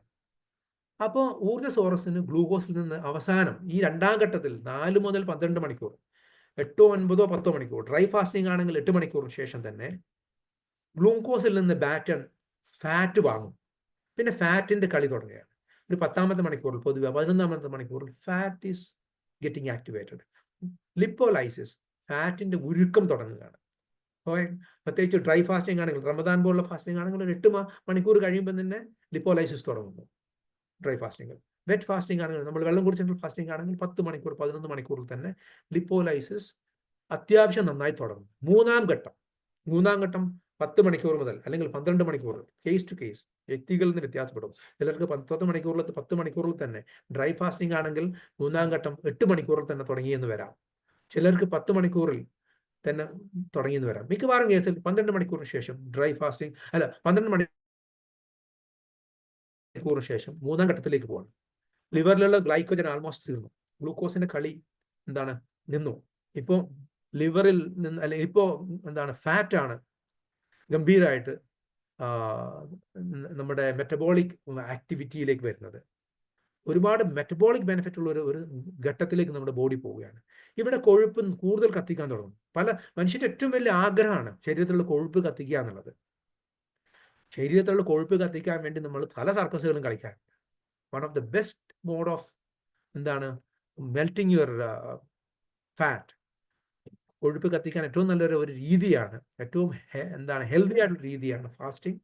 സോ മൂന്നാം ഘട്ടത്തിന്റെ പകുതിയോടെ ലിപ്പോലൈസിസ് വളരെ ആക്റ്റീവ് ആകുന്നു. കീറ്റോജെനിസിസ് തുടങ്ങും. ബോഡിയിൽ അതായത് ഫാറ്റി ആസിഡ്സിനെ ബ്രേക്ക് ചെയ്തിട്ട് കീറ്റോൺ ബോഡിയാണ്, അല്ലെങ്കിൽ കീറ്റോൺസ് ഉണ്ടാക്കുന്നു. കീറ്റോൺസ് പിന്നീട് തലച്ചോറിലേക്ക് പോകുന്നു, മസിൽസിലേക്ക് പോകുന്നു. നമ്മുടെ എനർജിയുടെ വളരെ സസ്റ്റൈനബിൾ ആയിട്ടുള്ള എനർജി, അതായത് ഗ്ലൂക്കോസിന്റെയും കീറ്റോണിന്റെയും വ്യത്യാസം എന്ന് പറഞ്ഞു കഴിഞ്ഞാൽ, ഗ്ലൂക്കോസ് കത്തിത്തീരുന്ന ഒരു മാലപ്പടക്കം പോലെയാണ്, ഒരു റോക്കറ്റ് പോലെയാണ്. മറ്റേത് അങ്ങനെയല്ല, വളരെ മെജസ്റ്റിക് ആയിട്ടുള്ള യാത്രയാണ് കീറ്റോൺസിന്റെ. വളരെ സസ്റ്റൈനബിൾ ആയിട്ട്, വളരെ സ്ലോ ആയിട്ട്, വളരെ ആവശ്യത്തിന്. അവിടെ ഏറ്റക്കുറച്ചിലുകളുടെ പാച്ചിലുകളില്ല. അപ്പം കൊഴുപ്പിന്റെ മെറ്റബോളിസത്തിലേക്ക് നമ്മുടെ ബോഡി പോകുന്നു. മനുഷ്യന്റെ ഏറ്റവും വലിയ ചാലഞ്ച്, ആരോഗ്യപരമായി ആധുനിക മനുഷ്യന്റെ ഏറ്റവും വലിയ ചാലഞ്ച്, പ്രത്യേകിച്ച് കഴിഞ്ഞ 60 വർഷങ്ങളായിട്ട് നമ്മുടെ ഭക്ഷണ രീതി മൊത്തം ഗ്ലൂക്കോസിന്റെ അല്ലെങ്കിൽ കാർബോഹൈഡ്രേറ്റിന്റെ ഒരു വലിയ ഇതിലേക്ക്, ഹൈജാക്കിലേക്ക്, നമ്മൾ നേരത്തെ ആരോ പറഞ്ഞു, ബ്രെയിൻ ഹൈജാക്ക്. നമ്മുടെ കാർബോഹൈഡ്രേറ്റിന്റെ പിടിയിലാണ് നമ്മുടെ കമ്പോളം, നമ്മുടെ മാർക്കറ്റ്, നമ്മുടെ ഫുഡ് ഇൻഡസ്ട്രി മൊത്തം നമ്മളെ അടിമയാക്കി വെച്ചിരിക്കുന്നത് കാർബോഹൈഡ്രേറ്റ് എന്ന് പറഞ്ഞൊരു സാധനത്തിലാണ്. പ്രത്യേകിച്ച് ട്രാൻസ്ഫാറ്റും കാർബോഹൈഡ്രേറ്റും തമ്മിലുള്ള ഒരു അവിശുദ്ധ മാരേജ്. പ്രകൃതിയിൽ നമുക്ക് ഇങ്ങനെ ഒരു സാധനം കാണാനേ പറ്റില്ല. ട്രാൻസ്ഫാറ്റ് പോലുള്ള വൃത്തികെട്ട ഫാറ്റും ഈ പറയുന്ന ജങ്ക് കാർബോഹൈഡ്രേറ്റും തമ്മിലുള്ള ഒരു കോമ്പിനേഷൻ പ്രകൃതിയിലില്ല. പ്രകൃതിയിൽ നമുക്ക് കാണാവുന്ന എന്തൊക്കെയാണ്? പ്രകൃതിയിൽ നമുക്ക് കാർബോഹൈഡ്രേറ്റും പ്രോട്ടീനും തമ്മിൽ നമുക്ക് കാണാം, പ്രോട്ടീനും ഫാറ്റും തമ്മിൽ നമുക്ക് കാണാം, പലതരം മാരേജുകൾ കാണാം. ഇങ്ങനെ ഒരു മാരേജ്, ബാഡ് ഫാറ്റ് അല്ലെങ്കിൽ fat in general and carbohydrate in general, അങ്ങനെയുള്ളൊരു കോമ്പിനേഷൻ പ്രകൃതിയിൽ നമുക്ക് വളരെ വളരെ വളരെ റെയറായിട്ട് കാണാൻ പറ്റുള്ളൂ. പക്ഷേ നമ്മുടെ സൂപ്പർ മാർക്കറ്റിലുള്ള ഷെൽഫുകളിൽ നിറയെ കാണുന്നത് ഈ അവിശുദ്ധമായ ഒരു ബാന്ധവമാണ്. വളരെ വൃത്തികെട്ട ഒരു സാധനമാണ് സൂപ്പർ മാർക്കറ്റ്. അപ്പം പറഞ്ഞു വന്നത്, ഉപവാസത്തിന്റെ ഹയർ ഘട്ടത്തിലെത്തുമ്പോൾ 12 മണിക്കൂർ ഡ്രൈ ഫാസ്റ്റിംഗ്, 10 മണിക്കൂർ ഡ്രൈ ഫാസ്റ്റിങ്ങിന് ശേഷം നമ്മളുടെ ബോഡിയിൽ ഫാറ്റ് മെറ്റബോളിസത്തിന്റെ, കീറ്റൻ മെറ്റബോളിസത്തിന്റെ വളരെ നല്ല ഒരു ഘട്ടത്തിലേക്ക് നമ്മൾ പോവുകയാണ്. അപ്പൊ മെറ്റബോളിക്കബിളി നമ്മൾ ഫ്ലെക്സിബിൾ ആവുകയാണ്. കാർബോഹൈഡ്രേറ്റ്, ആധുനിക മനുഷ്യന്റെ മെറ്റബോളിസം മൊത്തം കാർബിൽ പരിമിതപ്പെടുമ്പോൾ ഈ ഫാസ്റ്റിംഗ് ചെയ്യുന്ന ആളുകൾ മെറ്റബോളിക്കലി ഫ്ലെക്സിബിൾ ആണ്. ആവശ്യത്തിന് നമ്മുടെ ഹൈബ്രിഡ് കാർ പോലെയാണ്. ആവശ്യത്തിന് ബാറ്ററിയിലേക്കും, ആവശ്യത്തിന് പെട്രോളിലേക്കും, ആവശ്യത്തിന് കാർബിലേക്കും, ആവശ്യത്തിന് ഫ്ലെക്സിബിളായി കീറ്റോണിലേക്കും അല്ലെങ്കിൽ ഫാറ്റിലേക്കും പോകാൻ പറ്റുന്ന രീതിയിലുള്ള ഒരു വഴക്കം നമ്മുടെ മെറ്റബോളിസത്തിന്, നമ്മുടെ ശരീരത്തിന് ഉണ്ടാകുന്നു. ഇതാണ് മൂന്നാം ഘട്ടം. നാലാം ഘട്ടം. ഇനി 4ാം ഘട്ടത്തിൽ 22 മണിക്കൂറിന് ശേഷമുള്ള നമ്മുടെ കീറ്റോജനിസിസ് ശക്തമാകുന്നു. കീറ്റോണിന്റെ അളവ് തലച്ചോറിലേക്ക് പോകുന്നു, തലച്ചോറിനെ ശക്തിപ്പെടുത്തുന്നു, മൈൻഡ് ക്ലിയർ ആവുന്നു. ഫാസ്റ്റിങ്ങിന്റെ ഏറ്റവും പ്രധാനപ്പെട്ട ഒരു ബെനിഫിറ്റ്, ആൽഷിമേഴ്സ് പോലുള്ള അല്ലെങ്കിൽ പലതരം മെന്റൽ മൈൽഡ് കോഗ്നേറ്റീവ് ഡിസോർഡർ പോലുള്ള, ഇപ്പം 30-35 വയസ്സിൽ മനുഷ്യരുടെ തലച്ചോറിനെ പലതരം പ്രശ്നങ്ങൾ ബാധിക്കുകയാണ്. അതുപോലെ ഒരുപാട് മാനസിക പ്രശ്നങ്ങളെ ബാധിക്കുകയാണ്.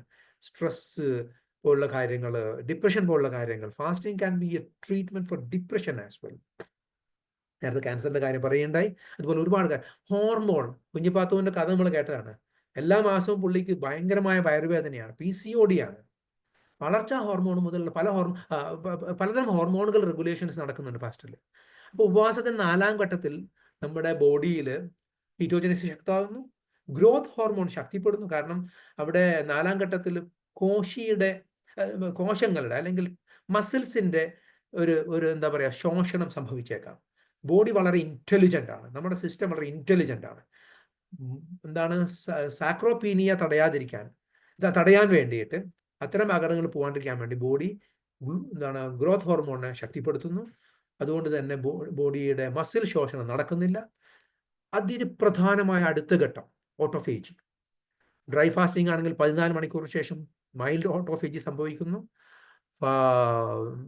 നോർമൽ ഫാസ്റ്റിങ്ങിലാണെങ്കിൽ 16-17 മണിക്കൂറിൽ മൈൽഡ് ഓട്ടോഫേജിയുടെ യഥാർത്ഥ കളി നടക്കുന്നത് 20 മണിക്കൂറിൽ സ്പാർട്ടാൻ ഘട്ടത്തിലാണ്. അത്തരം ഘട്ടത്തിൽ ശരിക്കും യഥാർത്ഥ ഓട്ടോഫേജി കോശത്തിൽ ശരീരത്തിൻ്റെ ഒരുപാട് കേടുപാടുകൾ തകർക്കാൻ വേണ്ടി അതായത് ഫാസ്റ്റിംഗ് സ്റ്റേജിൽ ബോഡി എന്താ ചെയ്യുക, ആവശ്യമുള്ള സാധനങ്ങളൊക്കെ ഡസ്റ്റ്ബിന്നിലേക്ക് കളയും. ഇനി നമുക്ക് ഊർജം പരിമിതമാണ്. ഫാസ്റ്റിംഗ് എന്ന് പറയുമ്പോൾ ഊർജം പരിമിതമാണ്. ഈ ചവറ് പോലെ ഗ്ലൂക്കോസ് വരുന്നില്ല.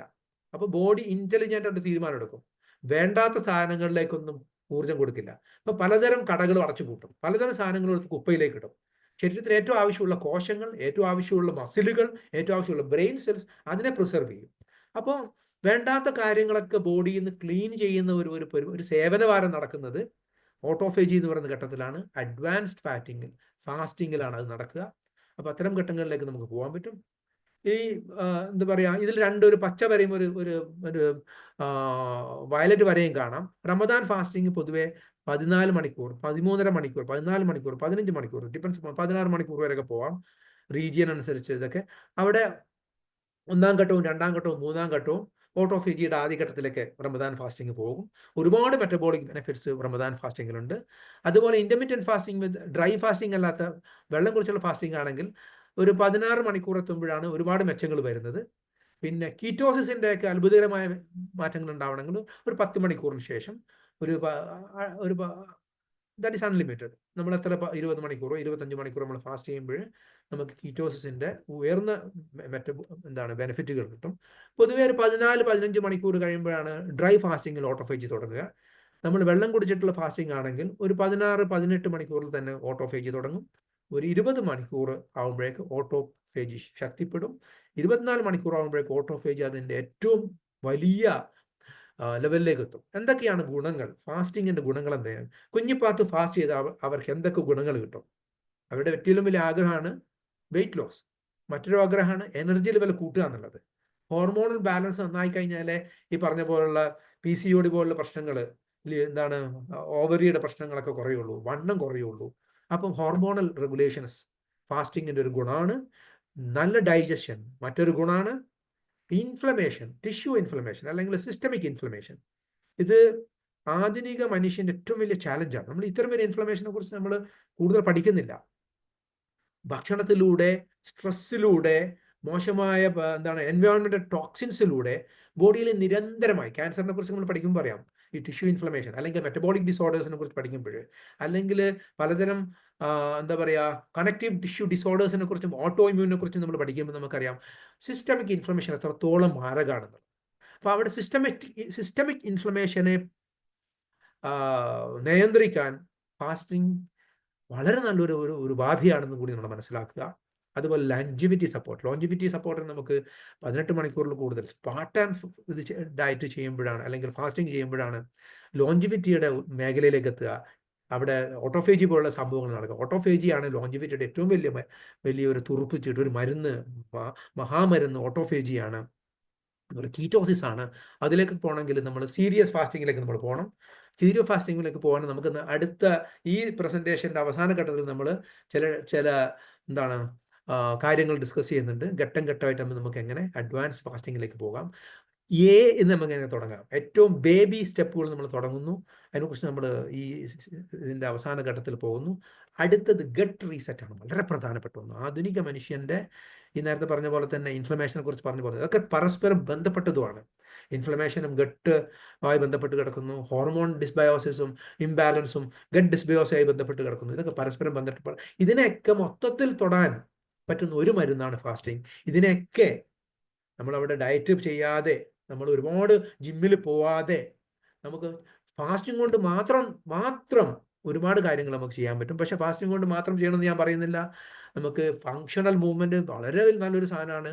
ഈ പറയുന്ന 16 മണിക്കൂർ ഫാസ്റ്റിങ്ങിൻ്റെ കൂടെ നിങ്ങൾ ഫങ്ഷണൽ മൂവ്മെന്റ് ചെയ്യുകയാണെങ്കിൽ, അത്യാവശ്യം നല്ല എക്സസൈസ് ചെയ്യുകയാണെങ്കിൽ, ഫങ്ഷണൽ ജിമ്മിൽ പോകുന്നതിനെ കുറിച്ചല്ല പറയുന്നത്, ചെയ്യുകയാണെങ്കിൽ നിങ്ങൾക്ക് 20 മണിക്കൂർ ഫാസ്റ്റിങ്ങിൻ്റെ ബെനിഫിറ്റ് കിട്ടും.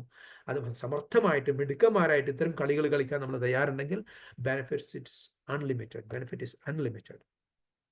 അതുപോലെ ഫുഡിൻ്റെ സെലക്ഷനിലും കൂടി നമ്മളൊന്ന് ശ്രദ്ധിക്കാൻ തുടങ്ങിയാൽ, സോ നിങ്ങളുടെ ഓട്ടോഫേജിയൊക്കെ ചിലപ്പോൾ 16 മണിക്കൂറിലും 14 മണിക്കൂറിലൊക്കെ നമുക്ക് ഓട്ടോഫേജിയുടെ ബെനിഫിറ്റിലേക്ക് പോകാൻ പറ്റും, ലോഞ്ചിവിറ്റിയിലേക്ക് പോകാൻ പറ്റും.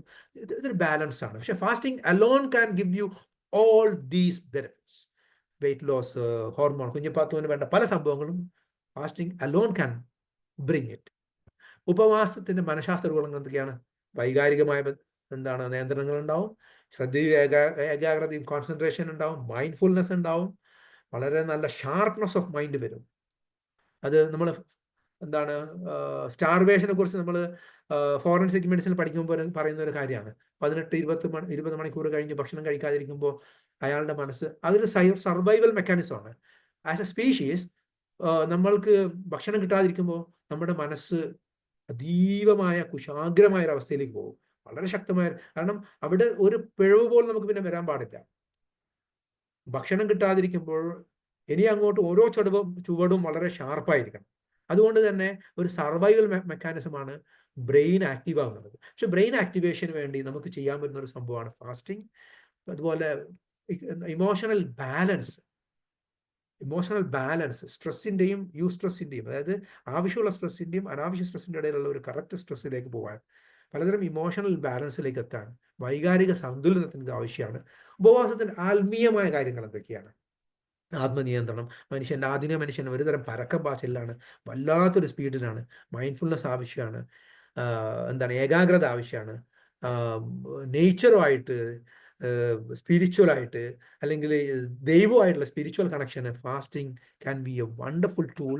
വിശപ്പ് അറിയുമ്പോഴാണ് നമ്മൾ ആത്മീയതയുടെ ഏറ്റവും ഉദാത്തമായ മാനം എന്താണ്? ആത്മീയതയുടെ ഏറ്റവും വലിയ മാനം എന്താണ്? നമ്മൾ വിശപ്പ് അറിയുമ്പം സഹജീവിയോടുള്ള കരുതലും സഹാനുഭൂതിയും വർദ്ധിക്കുന്നുള്ളതാണ് ഈ പറയുന്ന ഫാസ്റ്റിങ്ങിൻ്റെ ഏറ്റവും ഉദാത്തമായ മാനം. അതാണ് ഏറ്റവും വലിയ സ്പിരിച്വാലിറ്റി, ഏറ്റവും വലിയ ഈശ്വര സേവ, മാധവ സേവ, മാനവ സേവ എന്ന് നമ്മൾ പറയാറുണ്ട്. ഏറ്റവും വലിയ കാര്യം അതാണ്. സഹജീവിയെക്കുറിച്ച് നമ്മൾ ചിന്തിക്കാൻ തുടങ്ങലാണ്. നമ്മൾ കഴിക്കുന്ന ഫുഡിനെ കുറിച്ച് ചിന്തിക്കാൻ തുടങ്ങലാണ്. നമ്മൾ പ്ലേറ്റിലുള്ള ഒരു കോഴി, അല്ലെങ്കിൽ ഒരു ജീവി നമ്മളെ തിന്നുന്നതിന് മുമ്പ് നമ്മളൊരു നിമിഷം ഒന്ന് പോസ് ചെയ്തിട്ട് അതിൻ്റെ ആ ജീവിയെക്കുറിച്ച് ചിന്തിച്ചിട്ട്, ഒരു കോഴിമുട്ട നമ്മുടെ മുമ്പിൽ വരുമ്പോൾ ആ കോഴിമുട്ട ഇതിലടങ്ങിയിരിക്കുന്ന ഒരു ജീവചൈതന്യമുണ്ട്. നമ്മളുടെ ജീവിതത്തിലേക്ക് ആ ചൈതന്യം വരികയാണ്. നമ്മളെ റെസ്പെക്ട് ചെയ്തിട്ട്, നമ്മളൊന്ന് സല്യൂട്ട് ചെയ്തിട്ട്, നമ്മളൊരു നിമിഷം ആലോചിച്ച് ചിന്തിച്ചിട്ട് നമ്മളിത് കഴിക്കുമ്പോണ്ടാകുന്ന മൈൻഡ്ഫുൾനെസ് ഉണ്ടല്ലോ, അതാണ് ഉപവാസത്തിലൊക്കെ നമ്മൾ എഴുതിയേക്കേണ്ട ആത്മീയ ചൈതന്യതാണ്. നമ്മൾ ഒരു ഉരുള തിന്നുമ്പോൾ, ഒരു ഭക്ഷണത്തിന് ഉരുള എടുത്ത് വായിലേക്ക് വീഴുമ്പോൾ അനേകമായിരം ജീവികൾ, അതായത് സൂക്ഷ്മജീവികളും മണ്ണിൽ പണിയെടുത്തിട്ടാണ് ഈ ഭക്ഷണം നമുക്ക് തരുന്നത്.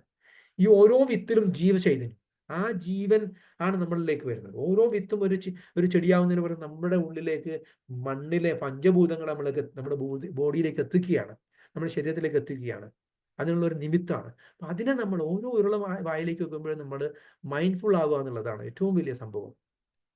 അപ്പോൾ ഉപവാസത്തിൻ്റെ ലക്ഷ്യങ്ങൾ എന്തൊക്കെയാണ്? കടമ്പകൾ എന്തൊക്കെയാണ്?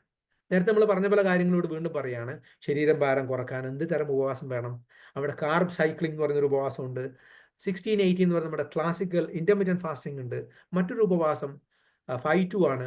2 ദിവസം സ്ട്രിഞ്ചന്റ് റെസ്ട്രിക്റ്റഡ് ഫാസ്റ്റിംഗ്, 5 ദിവസം നോർമൽ. ഇതൊക്കെ വെയിറ്റ് ലോസിന് ആളുകൾ പൊതുവെ ഉപയോഗിക്കുന്ന ടൈപ്പ് ഓഫ് ഉപവാസമാണ്. മസിൽ ബൾക്കിങ്ങിന്, നമ്മൾ മെലിയാൻ വേണ്ടി നമ്മൾ ഫാസ്റ്റിങ്ങിനെ കുറിച്ച് പറയാറുണ്ട്. Fasting can be used for bulking your muscles. അതിന് പ്രോട്ടോക്കോളുകളുണ്ട്.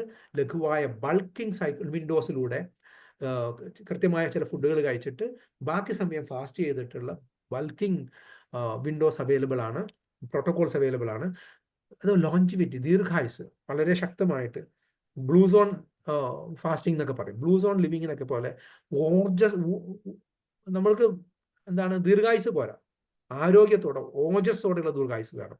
അതിനെന്താണ് ഈ പറയുന്ന ഓട്ടോഫേജിയെ എന്താണ് പ്രൊമോട്ട് ചെയ്യുന്ന, കിറ്റോസിസിനെ പ്രൊമോട്ട് ചെയ്യുന്ന സ്പാർട്ടാൻ എന്ന് പറയുന്ന ചാമ്പ്യൻ ഫാസ്റ്റിങ്ങിലേക്ക് പോകണം. 24 മണിക്കൂർ, 22 മണിക്കൂർ അല്ലെങ്കിൽ 18 മണിക്കൂറൊക്കെ പോലുള്ള ദീർഘനേര ഉപവാസങ്ങൾ ആവശ്യമാണ്. ഹോർമോൺ, നമ്മുടെ കുഞ്ഞിപ്പാത്തുവിൻ്റെ ഹോർമോൺ ബാലൻസ് മറ്റേ സ്ത്രീകൾക്ക്, അതിന് ഫാസ്റ്റിങ്ങിൻ്റെ പ്രോട്ടോകോൾസ് ഉണ്ട്. പിന്നെ അതിൽ ഗട്ട് ഡിസ്ബയോസിസ് ഹോർമോൺ ബാലൻസിന് വളരെ പ്രധാനപ്പെട്ടതാണ്. ഫാസ്റ്റിങ്ങിൽ ചില ഇൻഫ്ലമേറ്ററി ഫുഡ് ഒഴിവാക്കിക്കൊണ്ടുള്ള ഇൻ്റർമിറ്റൻറ്റ് ഫാസ്റ്റിംഗ് ഹോർമോൺ ബാലൻസിന് വളരെ പ്രധാനമാണ്. അതുപോലെ ഗട്ട് ഡിസ്ബയോസിസിനും ഹോർമോൺ ആൾമോസ്റ്റ് സെയിം പ്രോട്ടോകോളാണ്. അതേസമയത്ത് ഗട്ട് ഡിസ്ബയോസിസിന് ഗട്ടിന് അല്ലെങ്കിൽ ആമാശയത്തിന് വിശ്രമം കൊടുക്കൽ തന്നെയാണ് ഏറ്റവും വലിയ ഗട്ടിൻ്റെ ഒരു പ്രത്യേകത, ഗട്ട് ഹീലിങ്ങിൻ്റെ ഒരു രീതി. അതുകൊണ്ട് ഒരു അത്താഴം കുറച്ച് നേരത്തെയാക്കുക, അല്ലെങ്കിൽ നിങ്ങളുടെ മോർണിംഗ് ബ്രേക്ക്ഫാസ്റ്റ് കുറച്ച് വൈകിക്കുക. ഈ രീതിയിലാണ് ഗട്ട് ഡിസ്ബയോസിസ് അല്ലെങ്കിൽ വയറ്റിലുള്ള കുടലിൻ്റെ അല്ലെങ്കിൽ ആമാശയത്തിൻ്റെ ബാക്ടീരിയയുടെ ആരോഗ്യം ശക്തിപ്പെടുത്താനുള്ള ഒരു രീതി. നമ്മുടെ ഫാസ്റ്റിങ്ങിലേക്ക് പോകാൻ ചിന്തിക്കുമ്പോൾ നമ്മളെ കുഞ്ഞിപ്പാത്തുവിൻ്റെ മനസ്സിൽ വരുന്ന കുറേ ചിന്തകളുണ്ട്, കുറേ കടമ്പകളുണ്ട്, കുറേ പ്രശ്നങ്ങളുണ്ട്. എന്തൊക്കെയാണ്? ഡോക്ടർ കുഞ്ഞിപ്പാത്തുവിനോട് പറഞ്ഞു, കുഞ്ഞിപ്പാത്തു എങ്ങനെയെങ്കിലും നല്ലൊരു രീതി ഫാസ്റ്റിംഗ് ആണ്. പാത്തു പറയാണ്, അയ്യോ നല്ല മെൻ്റൽ കപ്പാസിറ്റി വേണ്ട ഡോക്ടറെ, എനിക്ക് ഒന്നും പറ്റൂല, ഞാനൊന്നും ഭയങ്കര പ്രശ്നമാണ്. അതുപോലെ മതപരമായിട്ടുള്ള സംഭവമല്ല, അത് റമദാൻ മാസത്തിൽ നമ്മൾ ചെയ്യണ്ടല്ലോ, അത് പോരെ ഡോക്ടറെ. അതുപോലെ കുഞ്ഞിപ്പാത്ത് പറയുന്ന വേറൊരു കാര്യം, ഇതിൻ്റെ പറ്റുമ്പോൾ ഞാൻ ചെറുപ്പമാണ്, നോമ്പൊക്കെ വയസ്സന്മാർക്കല്ലേ ഈ പറഞ്ഞ നോമ്പുകളൊക്കെ, ഞാൻ ചെറുപ്പമാണ്, ഷുഗർ ചീത്തയെന്ന്, പക്ഷെ വേറെ ഓപ്ഷൻ ഇല്ല ഡോക്ടറെ, എന്ത് സൂപ്പർ മാർക്കറ്റിൽ പോയാൽ അതല്ലാതെ ഒരു വേറെ സാധനം കിട്ടാനില്ല. അതുപോലെ ഡോക്ടറെ ഭർത്താവ് എന്ന് പറഞ്ഞൊരു പണ്ടാറക്കാരനാണ്, സ്ട്രെസ്സാണ് ലൈഫിൽ, രാവിലെ മുതൽ രാത്രി വരെ പ്രശ്നങ്ങളാണ്, പണ്ടാറക്കാരനാണ്. അതുകൊണ്ട് എനിക്ക് എന്തെങ്കിലും തിന്നേ പറ്റൂ, എനിക്ക് കൺട്രോൾ കിട്ടുന്നില്ല, എനിക്ക് ജങ്ക് ഫുഡ് തിന്നാലേ എനിക്ക് ആശ്വാസം കിട്ടുന്നുള്ളൂ. അങ്ങനെയും ചിന്തിക്കുന്ന ആളുകളുണ്ടാവും. ജങ്ക് ഫുഡ് എല്ലാവരും കഴിക്കുന്നില്ല എന്ന് ചിന്തിക്കുന്ന ആളുകളുണ്ടാവാം. ഞാൻ മാത്രം കഴിക്കാതിരുന്നിരുന്നതാണ്. വയസ്സായ ഷുഗർ വരും, ഇപ്പം ഞാൻ ചെറുപ്പമാണ്. അപ്പോൾ കാണാം ഡോക്ടർമാരില്ലേ, മരുന്നുകളില്ലേ, എന്താ പറയുക, ഈ ടെക്നോളജിയൊക്കെ ഇല്ലേ. അതുകൊണ്ട് ഇപ്പം ഞാൻ ഈ ഏജിലൊന്നും നമ്മൾ ഇതിൻ്റെ പോലും വല്ലാണ്ട് ഇടങ്ങറന്നാവണ്ട എന്ന് ചിന്തിക്കുന്ന പലതരം ചിന്തകളും, ചതിയൻ ചിന്തകളും, തോൽവി ചിന്തകളുമാണ് നമ്മളെ ഭരിക്കുന്നത്. എല്ലാവരും അവസാനം മരിക്കും. കുടിച്ചാലും മരിക്കും, കുടിച്ചില്ലെങ്കിലും മരിക്കും, എന്നാ പിന്നെ കുടിച്ചൂടെ, പണ്ടത്തെ ഒരു സിനിമ പാട്ടാ. അപ്പോൾ നന്നായി തിന്ന് മരിക്കാലോ എന്ന് ചിന്തിക്കുന്ന ആളുകളുണ്ടാവും. അപ്പോൾ ഈ തോൽവി ചിന്തകളിൽ നിന്ന് പുറത്ത് കടക്കുക എന്നുള്ളതാണ് ഫാസ്റ്റിങ്ങിൻ്റെ ആദ്യത്തെ മാർഗം. തോൽവി ചിന്തകളിൽ നിന്ന് നമ്മൾ പുറത്ത് കിടക്കുക. രണ്ടാമത്തത്, ഉപവാസത്തെക്കുറിച്ചുള്ള തെറ്റിദ്ധാരണകൾ നമ്മൾ മാറ്റുക. ഫാസ്റ്റിങ്ങിനെ കുറിച്ച് നമ്മൾ പൊതുവെയുള്ള തെറ്റിദ്ധാരണകൾ എന്തൊക്കെയാണ്? ഫാസ്റ്റിംഗ് ചെയ്ത് കഴിഞ്ഞാൽ മെലിയും എന്ന് പറഞ്ഞാൽ കോശങ്ങൾ, അതായത് പേശികളും കൂടി ഇല്ലാണ്ടാവും. കുട്ടികളൊന്നും ഫാസ്റ്റ് ചെയ്യിപ്പിക്കല്ലേ. അതായത് പിന്നെ എന്താ പറയുക, ഒരു 18 20 വയസ്സായ കുട്ടികൾക്ക് ഫാസ്റ്റിംഗ് തുടങ്ങാം. അത്തരം കുട്ടികൾ പോലും, അല്ലെങ്കിൽ കുറച്ച് പ്രായം കഴിഞ്ഞാൽ ഫാസ്റ്റിംഗ് കാരണം ആകെ ചാലഞ്ചാണ്, പ്രശ്നമാണ്, പേശികളുടെ ശോഷണത്തിന് കാരണമാവുമെന്ന് ചിന്തിക്കുന്ന വലിയൊരു തെറ്റിദ്ധാരണയുണ്ട്. യഥാർത്ഥത്തിൽ ഫാസ്റ്റിംഗ് സമയത്ത് മനുഷ്യന് ഒരു ഘട്ടം കഴിഞ്ഞാൽ പിന്നെ ഈ പറയുന്ന growth hormone, human growth hormone, അതിൻ്റെ ആക്ടിവിറ്റി കുറയും, അതിൻ്റെ ഫ്ലെക്സിബിലിറ്റി, അതിൻ്റെ പ്രൊഡക്ഷൻ കുറയും, അതിൻ്റെ പ്രൊഡക്ഷൻ്റെ ഒരു സിസ്റ്റം തന്നെ ഇല്ല, മന്ദീഭവിക്കുന്ന അവസ്ഥയിലേക്ക് പോകും. മനുഷ്യൻ്റെ ആരോഗ്യത്തിൻ്റെ പ്രധാനപ്പെട്ട ഒരു സാധനമാണ് ഈ പറയുന്ന ഗ്രോത്ത് ഹോർമോൺ. വയസ്സാവുന്നതിൻ്റെ ഒരു പ്രശ്നം എന്ന് പറഞ്ഞാൽ ഗ്രോത്ത് ഹോർമോൺ സിസ്റ്റത്തിൽ നിന്ന് കുറയുന്നു, കോർട്ടിസോൾ കൂടുന്നു, കോർട്ടിസോൾ കൂടുമ്പം ഗ്രോത്ത് ഹോർമോൺ കുറയുന്നു, പലതരം സ്ട്രെസ് ഹോർമോൺ കൂടുന്നു, ഗ്രോത്ത് ഹോർമോൺ കുറയുന്നു. അപ്പോൾ ഗ്രോത്ത് ഹോർമോണിനെ സസ്റ്റൈനബിളി കൂട്ടാനുള്ള ഒരു കഴിവ് ശരീരത്തിന് കിട്ടുക എന്നുള്ളതാണ് വാർദ്ധക്യത്തിൻ്റെ അവശതകൾ ഇല്ലാണ്ടാക്കാനും നല്ല പേശി ഉണ്ടാവാനും. വാർദ്ധക്യത്തിൻ്റെ ഏറ്റവും വലിയ പ്രശ്നം സാർക്കോപീനിയാണ്. സാർക്കോപീനിയ കുറക്കാൻ ഗ്രോത്ത് ഹോർമോൺ കൂട്ടണം. ഗ്രോത്ത് ഹോർമോൺ കൂട്ടണമെങ്കിലുള്ള ഏറ്റവും നല്ലൊരു രീതി ഫാസ്റ്റിംഗ് തന്നെയാണ്.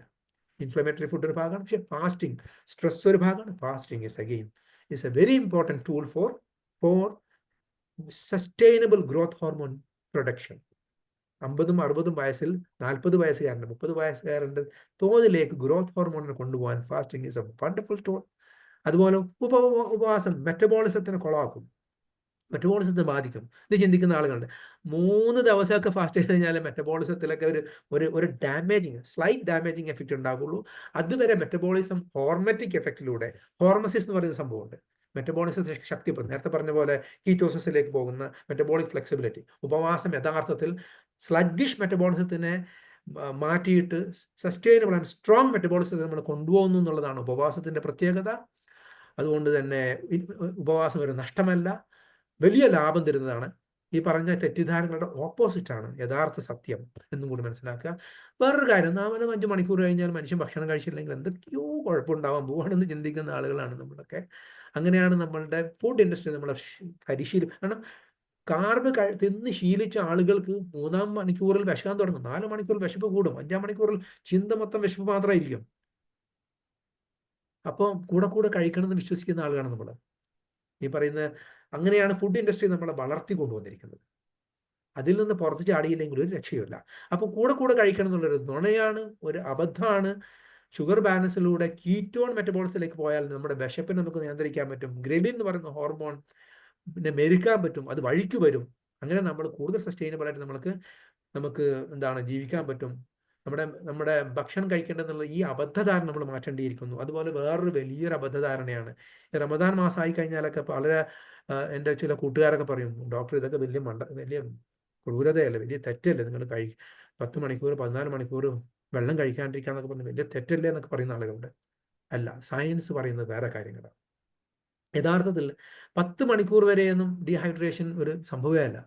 പലപ്പോഴും നമ്മൾ വാട്ടർ ഒന്ന് ലോഡ് ചെയ്തിട്ടാണ് നമ്മൾ ഈ പറയുന്ന ഫാസ്റ്റിങ്ങിലേക്ക് നമ്മൾ പോകുന്നത്. നമ്മൾ വാട്ടർ ഒന്ന് ലോഡ് ചെയ്യുന്നു, പിന്നെ നമ്മുടെ ഫാസ്റ്റിംഗ് മോഡിലേക്ക് ബോഡി പോയി കഴിഞ്ഞാൽ ബോഡിക്ക് അറിയാം എങ്ങനെ വെള്ളം റീറ്റെയിൻ ചെയ്യണം. നമ്മുടെ പലതരം ഹോർമോണുകളുണ്ട് വെള്ളം റീറ്റെയിൻ ചെയ്യാൻ വേണ്ടി.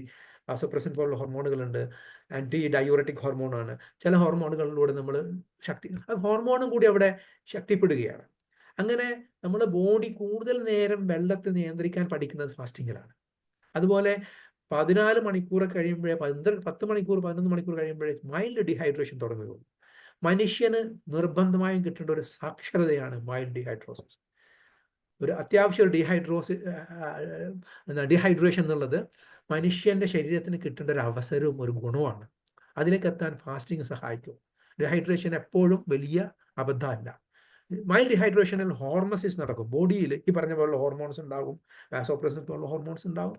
കൂടുതൽ ശക്തിയായിട്ട് നമ്മുടെ ബോഡി വർക്ക് ചെയ്യും, കൂടുതൽ വെള്ളം റീറ്റെയിൻ ചെയ്യാൻ പഠിക്കും. അതുപോലെ മറ്റു ചില ബെനിഫിറ്റുകളും കൂടി ഉണ്ടാകും. ഈ ഹോർമോണൽ പാത്വേയിലുള്ള ആക്സിസ് ബെനിഫിറ്റ് ഉണ്ട്. അങ്ങനെ ഡീഹൈഡ്രേഷനെ കുറിച്ചുള്ള ചിന്തകളും മിത്താണ്, അബദ്ധമാണ്. അത്തരം അബദ്ധങ്ങൾ നമ്മൾ പുറത്തു കിടക്കണം ഫാസ്റ്റിംഗ് ചാലഞ്ച്. ഇനി നമ്മൾ ഫാസ്റ്റിങ്ങിൻ്റെ 4 ആഴ്ചയുടെ ഒരു പ്രോട്ടോക്കോളിലേക്ക് നമുക്കൊന്ന് പോകാം. ഇവിടെ എല്ലാവരും തയ്യാറല്ലേ? Fasting 4 week challenge. നല്ല മിടുക്കന്മാർ ഇതിനൊരു സീരിയസ് ട്രൈ കൊടുക്കും. ദോസ് ഹു ആർ റെഡി, ഈ നേരത്തെ പറഞ്ഞതിനൊക്കെ പുറത്ത് കിടക്കാൻ തയ്യാറുള്ള ആളുകൾ, they will give it a try. എന്താണ് 4 ആഴ്ചയിൽ ആദ്യത്തെ ആഴ്ച 8 മണിക്ക് രാത്രിക്ക് നമ്മൾ ഡിന്നർ കഴിച്ചു വിചാരിച്ചു, അല്ലെങ്കിൽ 9 മണിക്ക് കഴിച്ചു എങ്കിൽ രാവിലെ 9 മണി വരെ നമ്മൾ സ്വാഭാവികമായിട്ട് 8 മണിക്ക് കഴിച്ചാൽ പിറ്റേന്ന് രാവിലെ 7 മണിക്ക് നമ്മൾ ബ്രേക്ക്ഫാസ്റ്റ് കഴിയും 11 മണിക്കൂർ.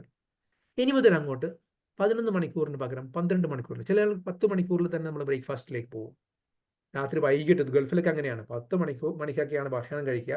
രാവിലെ ജോലിക്ക് പോകണം, അപ്പോൾ 8 മണിക്കും 7 മണിക്കും തന്നെ നമ്മൾ ബ്രേക്ക്ഫാസ്റ്റും കഴിക്കും. ഷോർട്ട് വിൻഡോ ആണ് ഫാസ്റ്റിങ്ങിൻ്റെ.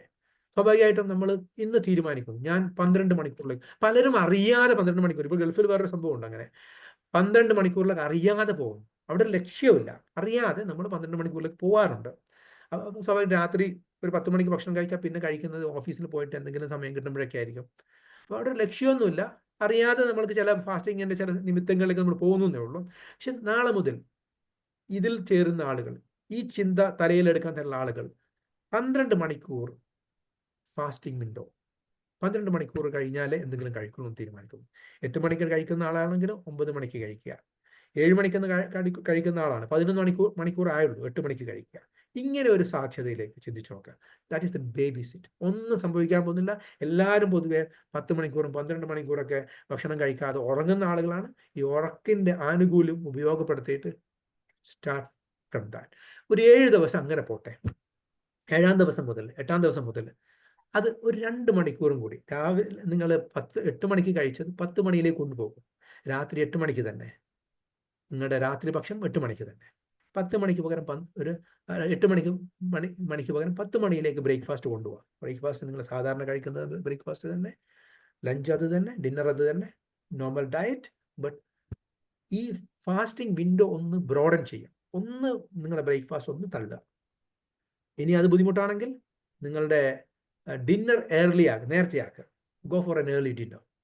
അപ്പോൾ അങ്ങനെ അത് 10 മണിക്കൂറിലേക്കും, മൂന്നാമത്തെ ആഴ്ചയിൽ 14 മണിക്കൂറിലേക്ക് പോകുന്നു. മൂന്നാമത്തെ ആഴ്ചയിലേക്ക് മൂന്നാമത്തെ ആഴ്ചയിൽ നമ്മൾ 16 മണിക്കൂറിലേക്ക് പോകുമ്പോൾ നിങ്ങൾക്ക് 15 മണിക്കൂറിൽ പോയിട്ട് 16 മണിക്കൂറിലേക്ക് പോകാം. അതാണ് ഒരു typical intermittent fasting. You are getting stronger and stronger.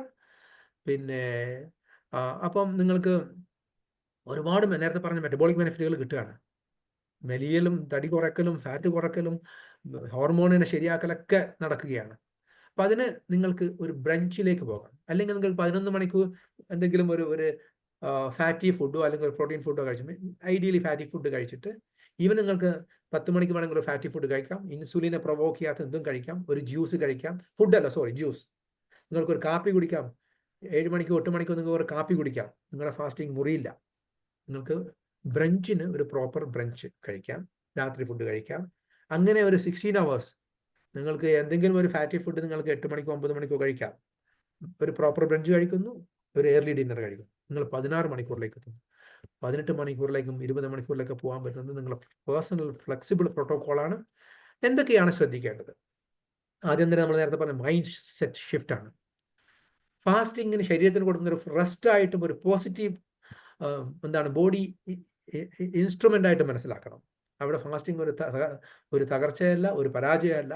It is going to give your body a rest. നിങ്ങളുടെ വയറ്റിന്, ആമാശയത്തിന്, അവിടുത്തെ ബാക്ടീരിയകൾക്കൊക്കെ അല്പം റെസ്റ്റ് കിട്ടുകയാണ്. അവർക്ക് വളരാനുള്ള സാഹചര്യം കിട്ടും. നല്ല ബാക്ടീരിയകൾക്ക് വളരാനും ചീത്ത ബാക്ടീരിയകൾക്ക് പട്ടിണി കിടന്ന് മരിക്കാനും, ഗ്ലൂക്കോസ് പോയിട്ട് ഷുഗർ പോയിട്ട് അവിടുത്തെ ഈസ്റ്റിനെയും അവിടുത്തെ കച്ചറ ബാക്ടീരിയയൊക്കെ നിരന്തരമായിട്ട് പുഷ്ടിപ്പെടുത്തുകയാണ് നമ്മൾ. നല്ല സാധനങ്ങളൊന്നും, ഫൈബർ പോലെ നല്ല സാധനങ്ങൾ നമ്മുടെ നല്ല ബാക്ടീരിയയ്ക്ക് വേണ്ട സാധനമാണ്, അത് നമ്മൾ കൊടുക്കുന്നുമില്ല. ഫാസ്റ്റിംഗ് ചെയ്യുമ്പോൾ നല്ല ബാക്ടീരിയ ശക്തിപ്പെടുത്തുന്നു, ചീത്ത ബാക്ടീരിയ ചത്തുപോകുന്നു. അപ്പോൾ അതാണ് ഒരു കാര്യം. 2, it is not deprivation, it is healing. ഒരുപാട് ഹീലിംഗ് നടക്കുന്നു. മൂന്നാമത്തത്, ഇറ്റ് ഈസ് പ്രോഗ്രസിങ്. നമ്മൾ ചിന്തിക്കേണ്ട പ്രോഗ്രസിങ്ങിലാണ്, പെർഫെക്ഷനിലല്ല. ഭയങ്കരമായിട്ട് പലതരം ഇതും നമ്മൾ ചിന്തിക്കേണ്ട ആവശ്യമില്ല. കൺസിസ്റ്റന്റ് ചെയ്യാന്നുള്ളതാണ്. ഒരു ദിവസം നമ്മൾ ചെയ്യാൻ പറ്റിയില്ല, കൊളായി, അങ്ങനെയൊന്നുമില്ല. ഒരു ദിവസം നമ്മൾ ഉദ്ദേശിച്ച സാധനം ഭക്ഷണം കിട്ടിയില്ല, കുഴപ്പമില്ല. Do it every day. അവിടെ പ്രോഗ്രസ് ആണ് ഇമ്പോർട്ടൻറ്റ്, പെർഫെക്ഷൻ അല്ല. And your journey, your role. നിങ്ങൾക്ക് ഈ പറയുന്ന രീതിയിൽ ബ്രേക്ക്ഫാസ്റ്റ് നേരത്തെ ആക്കാം, അല്ലെങ്കിൽ ഡിന്നർ അങ്ങോട്ട് വെക്കാം, അല്ലെങ്കിൽ ഇങ്ങോട്ട് കൊണ്ടുവരാം. അങ്ങനെ പലതും ചെയ്യാം. And you can do everything. And നിങ്ങളുടെ ഈറ്റിംഗ് വിൻഡോയിൽ നിങ്ങൾക്ക് പലതും ചെയ്യാം. അവിടെ നിങ്ങളെ സ്പാർട്ടാൻ ആണെങ്കിൽ, ഒരു വാരിയർ ആണെങ്കിൽ, ഒരു യോദ്ധാവാണെങ്കിൽ, നിങ്ങൾക്ക് അവിടെ പലതരം കളികൾ കളിച്ചിട്ട് ഈ ഫാസ്റ്റിങ്ങിൻ്റെ ബെനിഫിറ്റ് നിങ്ങളുടെ ഡയറ്റിലൂടെയും നിങ്ങളുടെ എക്സസൈസിലൂടെയും കൂട്ടാൻ പറ്റും, കൂടുതൽ ശക്തിപ്പെടുത്താൻ പറ്റും. ശ്രദ്ധിക്കേണ്ട കുറച്ച് കാര്യങ്ങൾ. ചില ആളുകൾ പ്രഗ്നൻ്റ് അല്ലെങ്കിൽ കുറേ വയസ്സായ ആളുകൾ, അൺകൺട്രോൾ ഡയബറ്റീസ് ഉള്ള ആളുകൾ, ചെറിയ കുട്ടികൾ, ഇവർക്കൊന്നും ശക്തമായ ഫാസ്റ്റിംഗ് പറഞ്ഞിട്ടില്ല. കുട്ടികൾക്കൊക്കെ ഒരു 12-13 വയസ്സൊക്കെ കഴിഞ്ഞാൽ, അല്ലെങ്കിൽ 10 വയസ്സ് കഴിഞ്ഞാലൊക്കെ നമുക്ക് ചെറിയ ചെറിയ ഫാസ്റ്റിങ്ങുകളൊക്കെ ശീലിപ്പിക്കാം. 8 വയസ്സ് മുതൽ തന്നെ ഇപ്പോൾ റമദാൻ മാസമൊക്കെ ശീലിപ്പിക്കാറുണ്ട്, പ്രോഗ്രസീവ്ലി, കുറച്ചായിട്ട്. അങ്ങനെ കുട്ടികളെ ശീലിപ്പിക്കാം. ഒരു നേരത്തെ ഫുഡൊക്കെ കുറച്ച് വൈകിച്ചിട്ടൊക്കെ ശീലിപ്പിക്കാവുന്നതാണ്. പക്ഷേ ഒരു ഫുൾ ബ്ലൗൺ ഫാസ്റ്റിങ്ങിൻ്റെ കോൺട്രാ ഇൻഡിക്കേഷൻ ഉള്ള ആളുകളാണ് വയസ്സായ ആളുകൾ, ഒരുപാട് വയസ്സായ ആളുകൾ, അവശതയുള്ള ആളുകൾ, ചെറിയ കുട്ടികൾ, പ്രഗ്നന്റ്, അല്ലെങ്കിൽ അൺകൺട്രോൾ ഡയബറ്റീസ്, അല്ലെങ്കിൽ ചില മെറ്റബോളിക് ഡിസോർഡേഴ്സ് ഉള്ള ആളുകൾ. അപ്പോൾ എന്താണ് നമ്മുടെ ഈ പറയുന്ന ഫാസ്റ്റിങ്ങിൻ്റെ ബെനിഫിറ്റ് ഒന്നുകൂടി ഓഗ്മെന്റ് ചെയ്യാൻ, ഒന്നുകൂടി നന്നാക്കാൻ എന്തൊക്കെയാണ് വേണ്ടത്? നമുക്ക് ചില ലിക്വിഡ്സ് ആവാം, ചില ഹെർബൽ ടീകളാവാം, ചില ഇൻസുലിനെ പ്രൊവോക്ക് ചെയ്യാത്ത, ഗ്ലൂക്കോസിനെ കുത്തി തകർക്കാത്ത, ഗ്ലൂക്കോസ് സ്പൈക്ക് ഉണ്ടാക്കാത്ത സാധനങ്ങളൊക്കെ ആവാം. അതുപോലെ ക്രീമുകളും പഞ്ചസാരകളും അൺഹെൽത്തി സാധനങ്ങളും ഒഴിവാക്കണം. പ്രോട്ടീൻ, ബ്രേക്ക്ഫാസ്റ്റ് ചെയ്യുന്ന സമയത്ത് പരമാവധി ഫാറ്റി ഫുഡിലേക്ക്, അല്ലെങ്കിൽ ലോ കാർബോഹൈഡ്രേറ്റ് ഫുഡിലേക്ക്, പഞ്ചസാരയോ ഷുഗറോ ഇല്ലാത്തൊരു ഫുഡിലേക്ക് പോയിട്ട് ബ്രേക്ക്ഫാസ്റ്റ് അവസാനിപ്പിക്കുക. ഏറ്റവും പ്രധാനപ്പെട്ടത്, ലിസൺ ടു യുവർ ബോഡി. ശരീരത്തിൻ്റെ സൂചനകൾ ശ്രദ്ധിക്കുക. എന്താണ് ഡീഹൈഡ്രേഷൻ്റെ സംഭവങ്ങൾ വരുന്നുണ്ടോ, മന്തിപ്പ് വരുന്നുണ്ടോ, അല്ല എനർജി കൂടുന്നുണ്ടോ, എന്ത് ചെയ്തപ്പോഴാണ് എനിക്ക് എനർജി കൂടിയത്, എന്ത് ഡയറ്റ് പ്രോട്ടോകോൾ ആയിരുന്നു, എന്ത് വിൻഡോയിലായിരുന്നു എനിക്ക് എനർജി ലെവൽ കൂടിയത്, ഇതൊക്കെ ശ്രദ്ധിക്കുക എന്നുള്ളതാണ് വേറൊരു കാര്യം. Happy fasting. Thank you so much for listening. ഇനി നമുക്ക് അല്പം കൂടെ സമയമുണ്ട് തോന്നുന്നു. We can have A discussion on this. ഈ ഇൻ്റർമിറ്റൻറ്റ് ഫാസ്റ്റിങ്ങിനെ ബന്ധപ്പെടുത്തിയിട്ടുള്ള ചോദ്യങ്ങളാവാം. അതിൽ പരമാവധി എന്താണ് പരിമിതപ്പെടുത്താൻ നോക്കുക.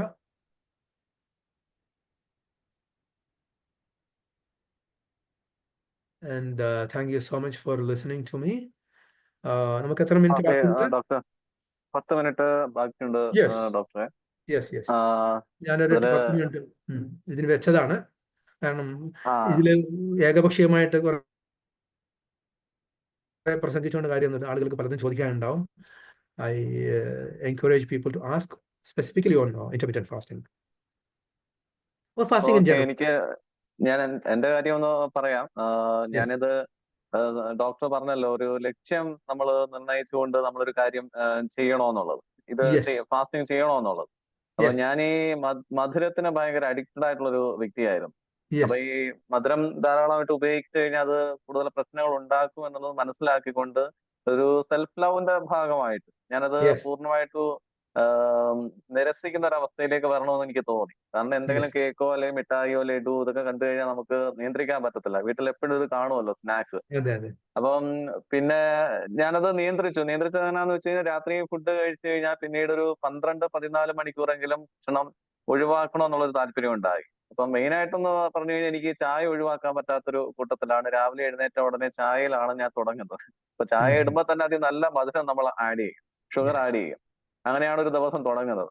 അത് എന്നെ കൂടുതൽ എന്റെ ഹെൽത്തിനെ ഏറ്റവും കൂടുതൽ ബാധിക്കുമെന്ന് മനസ്സിലാക്കി ഞാൻ അത് അവോയ്ഡ് ചെയ്യാൻ തുടങ്ങി. ഇപ്പൊ ഞാൻ കാപ്പിയോ ചായയോ കുടിക്കുന്നത് ആ കയ്പിനെ ഞാനിപ്പോ ആസ്വദിക്കുന്നുണ്ട്. മനസ്സിലായില്ല, തേയിലയുടെയോ കാപ്പിയുടെയോ ആ കയ്പിനെ ഞാൻ ആസ്വദിച്ചാണ് അത് കുടിച്ചുകൊണ്ടിരിക്കുന്നത്. പരിപൂർണമായിട്ട് ഞാൻ പഞ്ചസാര ഒഴിവാക്കി. പിന്നെ അല്പം ഇനി എവിടെയെങ്കിലും പോയി കഴിക്കേണ്ടി വന്നു കഴിഞ്ഞാൽ ചിലപ്പോൾ നമ്മൾ കഴിച്ചേക്കാം, ആ ഒരു രീതിയിലേക്ക് വന്നു. പിന്നെ ജിമ്മിൽ പോകുന്നത് കൊണ്ട് തന്നെ ഇപ്പൊ അതും ഹെൽത്ത് നല്ല രീതിയിൽ കൊണ്ട് മെയിൻറ്റെയിൻ ചെയ്യണമെന്ന് ആഗ്രഹിച്ചുകൊണ്ട് തന്നെ അവിടെയും പറയുന്നത് മസാല അതുപോലെ തന്നെ ഷുഗർ അത് കട്ട് ചെയ്യാനാണ് പറയുന്നത്. അപ്പൊ നമുക്കൊരു പർപ്പസ്ഫുള്ളി നമുക്കൊരു ലക്ഷ്യം ഉണ്ടെങ്കിൽ നമുക്കിത് സാധ്യമാണെന്ന് ഞാൻ മനസ്സിലാക്കിയുണ്ടായി. പിന്നെ ഇപ്പൊ സാറ് പറഞ്ഞതിലൂടെ ആ മൈൻഡിനെ നമുക്ക് കണക്ട് ചെയ്യാൻ പറ്റുന്ന ഒരു കാര്യം ഉണ്ടല്ലോ. മൈൻഡിൽ ഒരുപാട് നമുക്ക് നേട്ടങ്ങൾ ഉണ്ടാക്കിയെടുക്കാൻ കഴിയും, അഡ്വാൻറ്റേജ് ഉണ്ടാക്കിയെടുക്കാൻ കഴിയും എന്നുള്ളത് ഇപ്പൊ കുറച്ചുകൂടി എനിക്കതിൽ ഒരു ഇൻട്രസ്റ്റ് തോന്നിയിട്ടുണ്ട്. Thank you doctor. Thank U. 1-2 കാര്യങ്ങൾ അവിടെ ഒന്ന് ആഡ് ചെയ്തോട്ടെ. Thank you for your input. 2 കാര്യങ്ങൾ. അതിലൊന്ന്, പിന്നെ ഈ പറഞ്ഞ പോലെ തന്നെ നമ്മൾക്ക് ചില ലിക്വിഡ്സ് ആവാം ഇൻസുലിൻ, അതായത് ഈ ഷുഗർ ഒഴിവാക്കുന്ന രീതിയിലുള്ള. ഇപ്പോൾ ഈ ഫാസ്റ്റിംഗ് വിൻഡോയിൽ തന്നെ, ഫാസ്റ്റിംഗ് വിൻഡോ 16 മണിക്കൂറിൽ നിങ്ങൾക്ക് 12 മണിക്കൂറിലോ 11 മണിക്കൂറിലോ ഒരു കട്ടൻ കാപ്പി കുടിക്കാം പഞ്ചസാര ഇടാതെ. അല്ലെങ്കിൽ പിന്നെ ചില സംഭവങ്ങൾ, ചില ഉപ്പ് ഒക്കെ ഇട്ടിട്ട് ചില വെള്ളം കുടിക്കാം. കാരണം നമുക്ക് എന്താണ് ലവണങ്ങൾ ആവശ്യമാണല്ലോ, മിനറൽസ് ആവശ്യമാണ്. അങ്ങനെയൊക്കെ ചെയ്യാം. നിങ്ങളുടെ ഫാസ്റ്റിംഗ് ബ്രേക്ക് ആവില്ല. ഫാസ്റ്റിംഗ് ബ്രേക്ക് ആവുന്നത് ഇൻസുലിൻ അല്ലെങ്കിൽ ഈ പറയുന്ന ഇത് ചെയ്യുമ്പോഴാണ്. വെള്ളം കുടിക്കുമ്പോഴോ അല്ലെങ്കിൽ ചില ലവണങ്ങൾ ഉള്ളിൽ പോയത് കൊണ്ടോ അല്ലെങ്കിൽ ബ്ലാൻഡ് ആയിട്ടുള്ള കാപ്പിയോ ചായയോ പഞ്ചസാരയോ പാലോ ഇല്ലാതെ കഴിക്കുമ്പോഴൊന്നും അത് ഫാസ്റ്റിങ്ങിനെ ബാധിക്കുന്നില്ല. So that is one thing about it. നേരത്തെ പറഞ്ഞതിൽ ഒരു തിരുത്തുണ്ട്, ഒരു കാര്യമുണ്ട്. സ്പൈസസിനെ കുറിച്ച് പറഞ്ഞല്ലോ, മസാല എന്നൊക്കെ പറഞ്ഞു. പൊതുവേ നമ്മൾ മലയാളികൾ വലിച്ചു വാരി മസാല, പക്ഷെ മസാല പുതിയ കാലത്ത് ആരോഗ്യത്തിന്റെ ഏറ്റവും നല്ലൊരു സാധനമാണ് നമ്മുടെ ഇന്ത്യൻ മസാലകൾ. അതിന്റെ തോത് മാത്രമേ പ്രശ്നമുള്ളൂ. ഈ മസാലകൾ എന്ന് പറഞ്ഞാൽ ഇന്നിപ്പം ചിലരുടെയും അല്ല, നമ്മളിപ്പോ മസാല നമ്മൾ പറഞ്ഞ ബിരിയാണിയൊക്കെ നമ്മൾ ആലോചിക്കും അല്ലേ. നമ്മളുടെ മസാലയുടെ പ്രയോഗമാണ് തെറ്റ്, മസാല ശരിയാണ്, പ്രയോഗമാണ് തെറ്റ്. മനസ്സിലാക്കേണ്ടത് ഇന്നത്തെ ലോഞ്ചിവിറ്റിയുടെ മരിക്കണ്ടെന്ന് വിചാരിച്ച് ജീവിക്കുന്ന ഒരാളുണ്ട്, കുറെ ആളുകളുണ്ട്. ഇവരെ ബയോ ഹാക്കേഴ്സ് എന്ന് പറയും. അതിലൊരാളാണ് ബ്രയൻ ജോൺസൺ. ബ്രയൻ ജോൺസന്റെ ഈ അടുത്ത കാലത്ത് അയാൾ പ്രോട്ടോകോൾ അപ്ഡേറ്റ് ചെയ്തു. ഇന്ത്യൻ സ്പൈസസ് അയാളുടെ ഫുഡിന്റെ ഭാഗമാക്കി. അപ്പൊ സ്പൈസസ്, ഇപ്പം ഞാൻ IFM എന്ന് പറഞ്ഞ ഫങ്ഷണൽ മെഡിസിൻ ഏറ്റവും പ്രധാനപ്പെട്ട ഏറ്റവും വലിയ എന്താണ് ഇന്റർനാഷണൽ ഇതാണ് IFM-ന്റെ പ്രോട്ടോകോളിൽ സ്പൈസസിന് വളരെ പ്രധാനപ്പെട്ട, കാരണം ഒരുപാട് നേരത്തെ ക്യാൻസറിനെ കുറിച്ച് പറഞ്ഞപ്പോൾ പറഞ്ഞില്ലേ, കറി ലീവ്സ്, അതുപോലെ മറ്റ് പല സാധനങ്ങളും, ഒരുപാട് ലീവ്സിനെ കുറിച്ച് പറഞ്ഞു. ഇതൊക്കെ നമ്മുടെ ഡ്രൈ ലീവ്സ്, ഇത്തരം സാധനങ്ങളൊക്കെ നമ്മൾ ഒരുപാട് മെറ്റബോളിക് ബെനിഫിറ്റ് ഉണ്ട്. അതുപോലെ തന്നെയാണ് നമ്മുടെ പലതരം കോണ്ടിമെന്റ്സും പലതരം മസാലകളും ഭയങ്കരമായ മെറ്റബോളിക് ബെനിഫിറ്റ് ഉള്ള സാധനങ്ങൾ, കൃത്യമായ രീതിയിൽ കൃത്യമായ തോതിൽ കഴിക്കുമ്പോൾ. അതൊരു ഒരു കാര്യം ആഡ് ചെയ്തു എന്നുള്ളൂ. Thank you. ആർക്കെങ്കിലും ഡൗട്ട്സ് എന്തെങ്കിലും ഉണ്ടോ? 5 മിനിറ്റ് കൂടി നമുക്കുണ്ട്. ഹാൻഡ് റൈസ് ചെയ്ത് കഴിഞ്ഞാൽ അൺമ്യൂട്ട് ചെയ്യുക. ഓക്കെ, മറിയാമ്മ മാഡം അൺമ്യൂട്ട് ചെയ്തോളാം മാഡം. ഡോക്ടർ, ഒരു സംശയം ചോദിക്കാനാണ്. അപ്പം നമ്മൾ ഈ ഇന്റർമീഡിയറ്റ് ഫാസ്റ്റിംഗ് എന്ന് പറഞ്ഞാൽ ഡിന്നർ ടു ബ്രേക്ക്ഫാസ്റ്റ് എന്നുള്ള ആ ഒരു ഗ്യാപ്പാണ് ഉദ്ദേശിക്കുന്നത്? ഒരാൾക്ക് ഇനിയിപ്പം പിന്നെ കാരണം അതിന്റെ ഒരു ബെനിഫിറ്റ് അതാണ്, നമുക്ക് രാത്രി ഉറക്കത്തിൽ നമുക്ക് ഒന്നും കഴിക്കണ്ട. അപ്പോൾ ഇന്റർമീഡിയറ്റ് ഫാസ്റ്റിങ്ങിന്റെ വിൻഡോ നമുക്ക് അവിടെ കിട്ടുകയാണ്. അതുകൊണ്ടാണ് ഇന്റർമീഡിയറ്റ് ഫാസ്റ്റിംഗ് ടുവേർഡ്സ്. ഇനിയിപ്പം നിങ്ങൾ പിന്നെ രാവിലെ കഴിച്ചു, വൈകിട്ട് കഴിക്കുന്നു, രാത്രി കഴിക്കുന്നു, രാത്രി ഒന്നും, അപ്പൊ അങ്ങനെ ഈ വിൻഡോ നമ്മൾ നോക്കുന്നത് ഡിന്നർ ടു ബ്രേക്ക്ഫാസ്റ്റ് ആണ്. അതായത് ഡിന്നർ ടു ബ്രേക്ക്ഫാസ്റ്റ് അല്ലെങ്കിൽ ഡിന്നർ ടു നെക്സ്റ്റ് ഫുഡ്, ബ്രഞ്ചാവാം. അപ്പം നമുക്ക് അതാണ് ഐഡിയൽ, അതാണ് സജസ്റ്റഡ്. അപ്പം എന്തായി, ഡിന്നർ മുതൽ നമ്മളുടെ പിന്നെ അടുത്ത ഫുഡ് വരെ, അത് ഉച്ചയാവാം, പിറ്റേ ദിവസം രാത്രി അത് ഡിന്നർ ആവാം. ഓക്കെ, ഇനി ബ്രേക്ക്ഫാസ്റ്റ് ആവാം, കുഴപ്പമൊന്നുമില്ല. ഒമാഡ്, ഒരാൾ രാവിലെ മാത്രം കഴിക്കും, അതും ഒമാഡാണ്, 1 മീൽ എ ഡേ ആണ്. ഇവിടെ ഒരു ഭക്ഷണത്തിന് ശേഷം അടുത്ത ഭക്ഷണത്തിന് വരെയുള്ള ബോധപൂർവമായ ഭക്ഷണത്തിൽ നിന്നുള്ള വിട്ടുനിൽക്കലാണ് ഫാസ്റ്റിംഗ്. ഒരു ഭക്ഷണം അത് ഡിന്നർ ആവാം, ബ്രേക്ക്ഫാസ്റ്റ്, വാട്ട് എവർ ഇറ്റ്സ്. ഉറക്കത്തിന്റെ അഡ്വാൻറ്റേജ് കിട്ടാൻ വേണ്ടി നമ്മൾ ഉറക്കത്തിലേക്ക് വരുന്നത് കൊണ്ടാണ് അങ്ങനെ ഒരു ഷെഡ്യൂൾ പൊതുവെ പറയുന്നത്. ഇനി ഒരാൾ ബ്രേക്ക്ഫാസ്റ്റ് മാത്രം കഴിക്കുന്നു അല്ലെങ്കിൽ ഉച്ചഭക്ഷണം മാത്രം കഴിക്കുന്നു, ഉച്ചക്ക് അയാളുടെ ഉച്ചഭക്ഷണത്തിന് ശേഷം ഫാസ്റ്റിംഗ് തുടങ്ങുന്നു, പിറ്റേന്ന് ബ്രേക്ക്ഫാസ്റ്റ് വരെ, അങ്ങനെയോ ആവാം. അതാണ് ഫ്ലെക്സിബിൾ എന്ന് പറയുന്നത്. നേരത്തെ നമ്മൾ പറഞ്ഞില്ലേ, ഇത് ഫ്രീ ആണ്, ഫ്ലെക്സിബിൾ ആണ്. ഹലോ, ഒരാൾ കൂടി ഉണ്ട്, ഹാൻഡ് റൈസ് ചെയ്തിട്ടുണ്ട്. ഞാൻ സംസാരിച്ചോട്ടെ? ഞാൻ ഈ ഡോക്ടർ നജീബിന്റെ ക്ലാസ്സുകള് കേട്ടു. ഞാൻ ചോദിക്കുന്ന വേറൊരു വെർഷൻ ഞാൻ പറയട്ടെ. അതായത് ഞാൻ എന്ത് വർക്ക് ചെയ്യുന്നു, എന്തുമാത്രം കലോറി ഞാൻ വെളിയിലേക്ക് വിടുന്നുവോ അത്രയും കലോറിക്കുള്ള ഫുഡ് ഞാൻ കഴിച്ചാൽ പോരെ?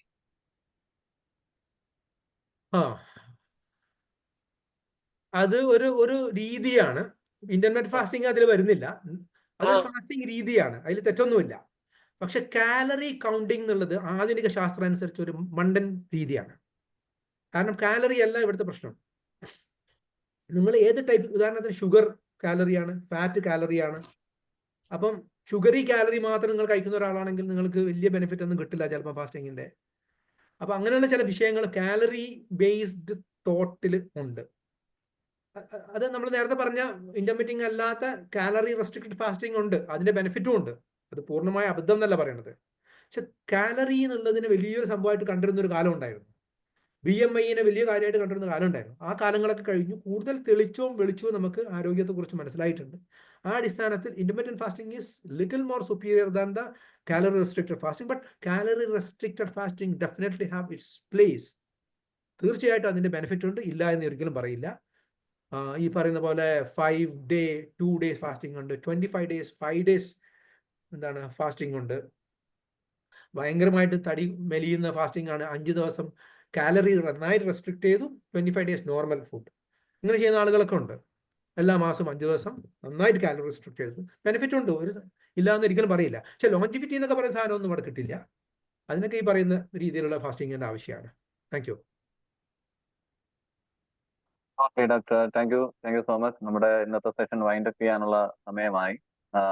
നന്ദി പ്രകാശനത്തിനായിട്ട് മറിയാമ്മ ജോൺ ഡോക്ടറിനെ ക്ഷണിച്ചുകൊള്ളും.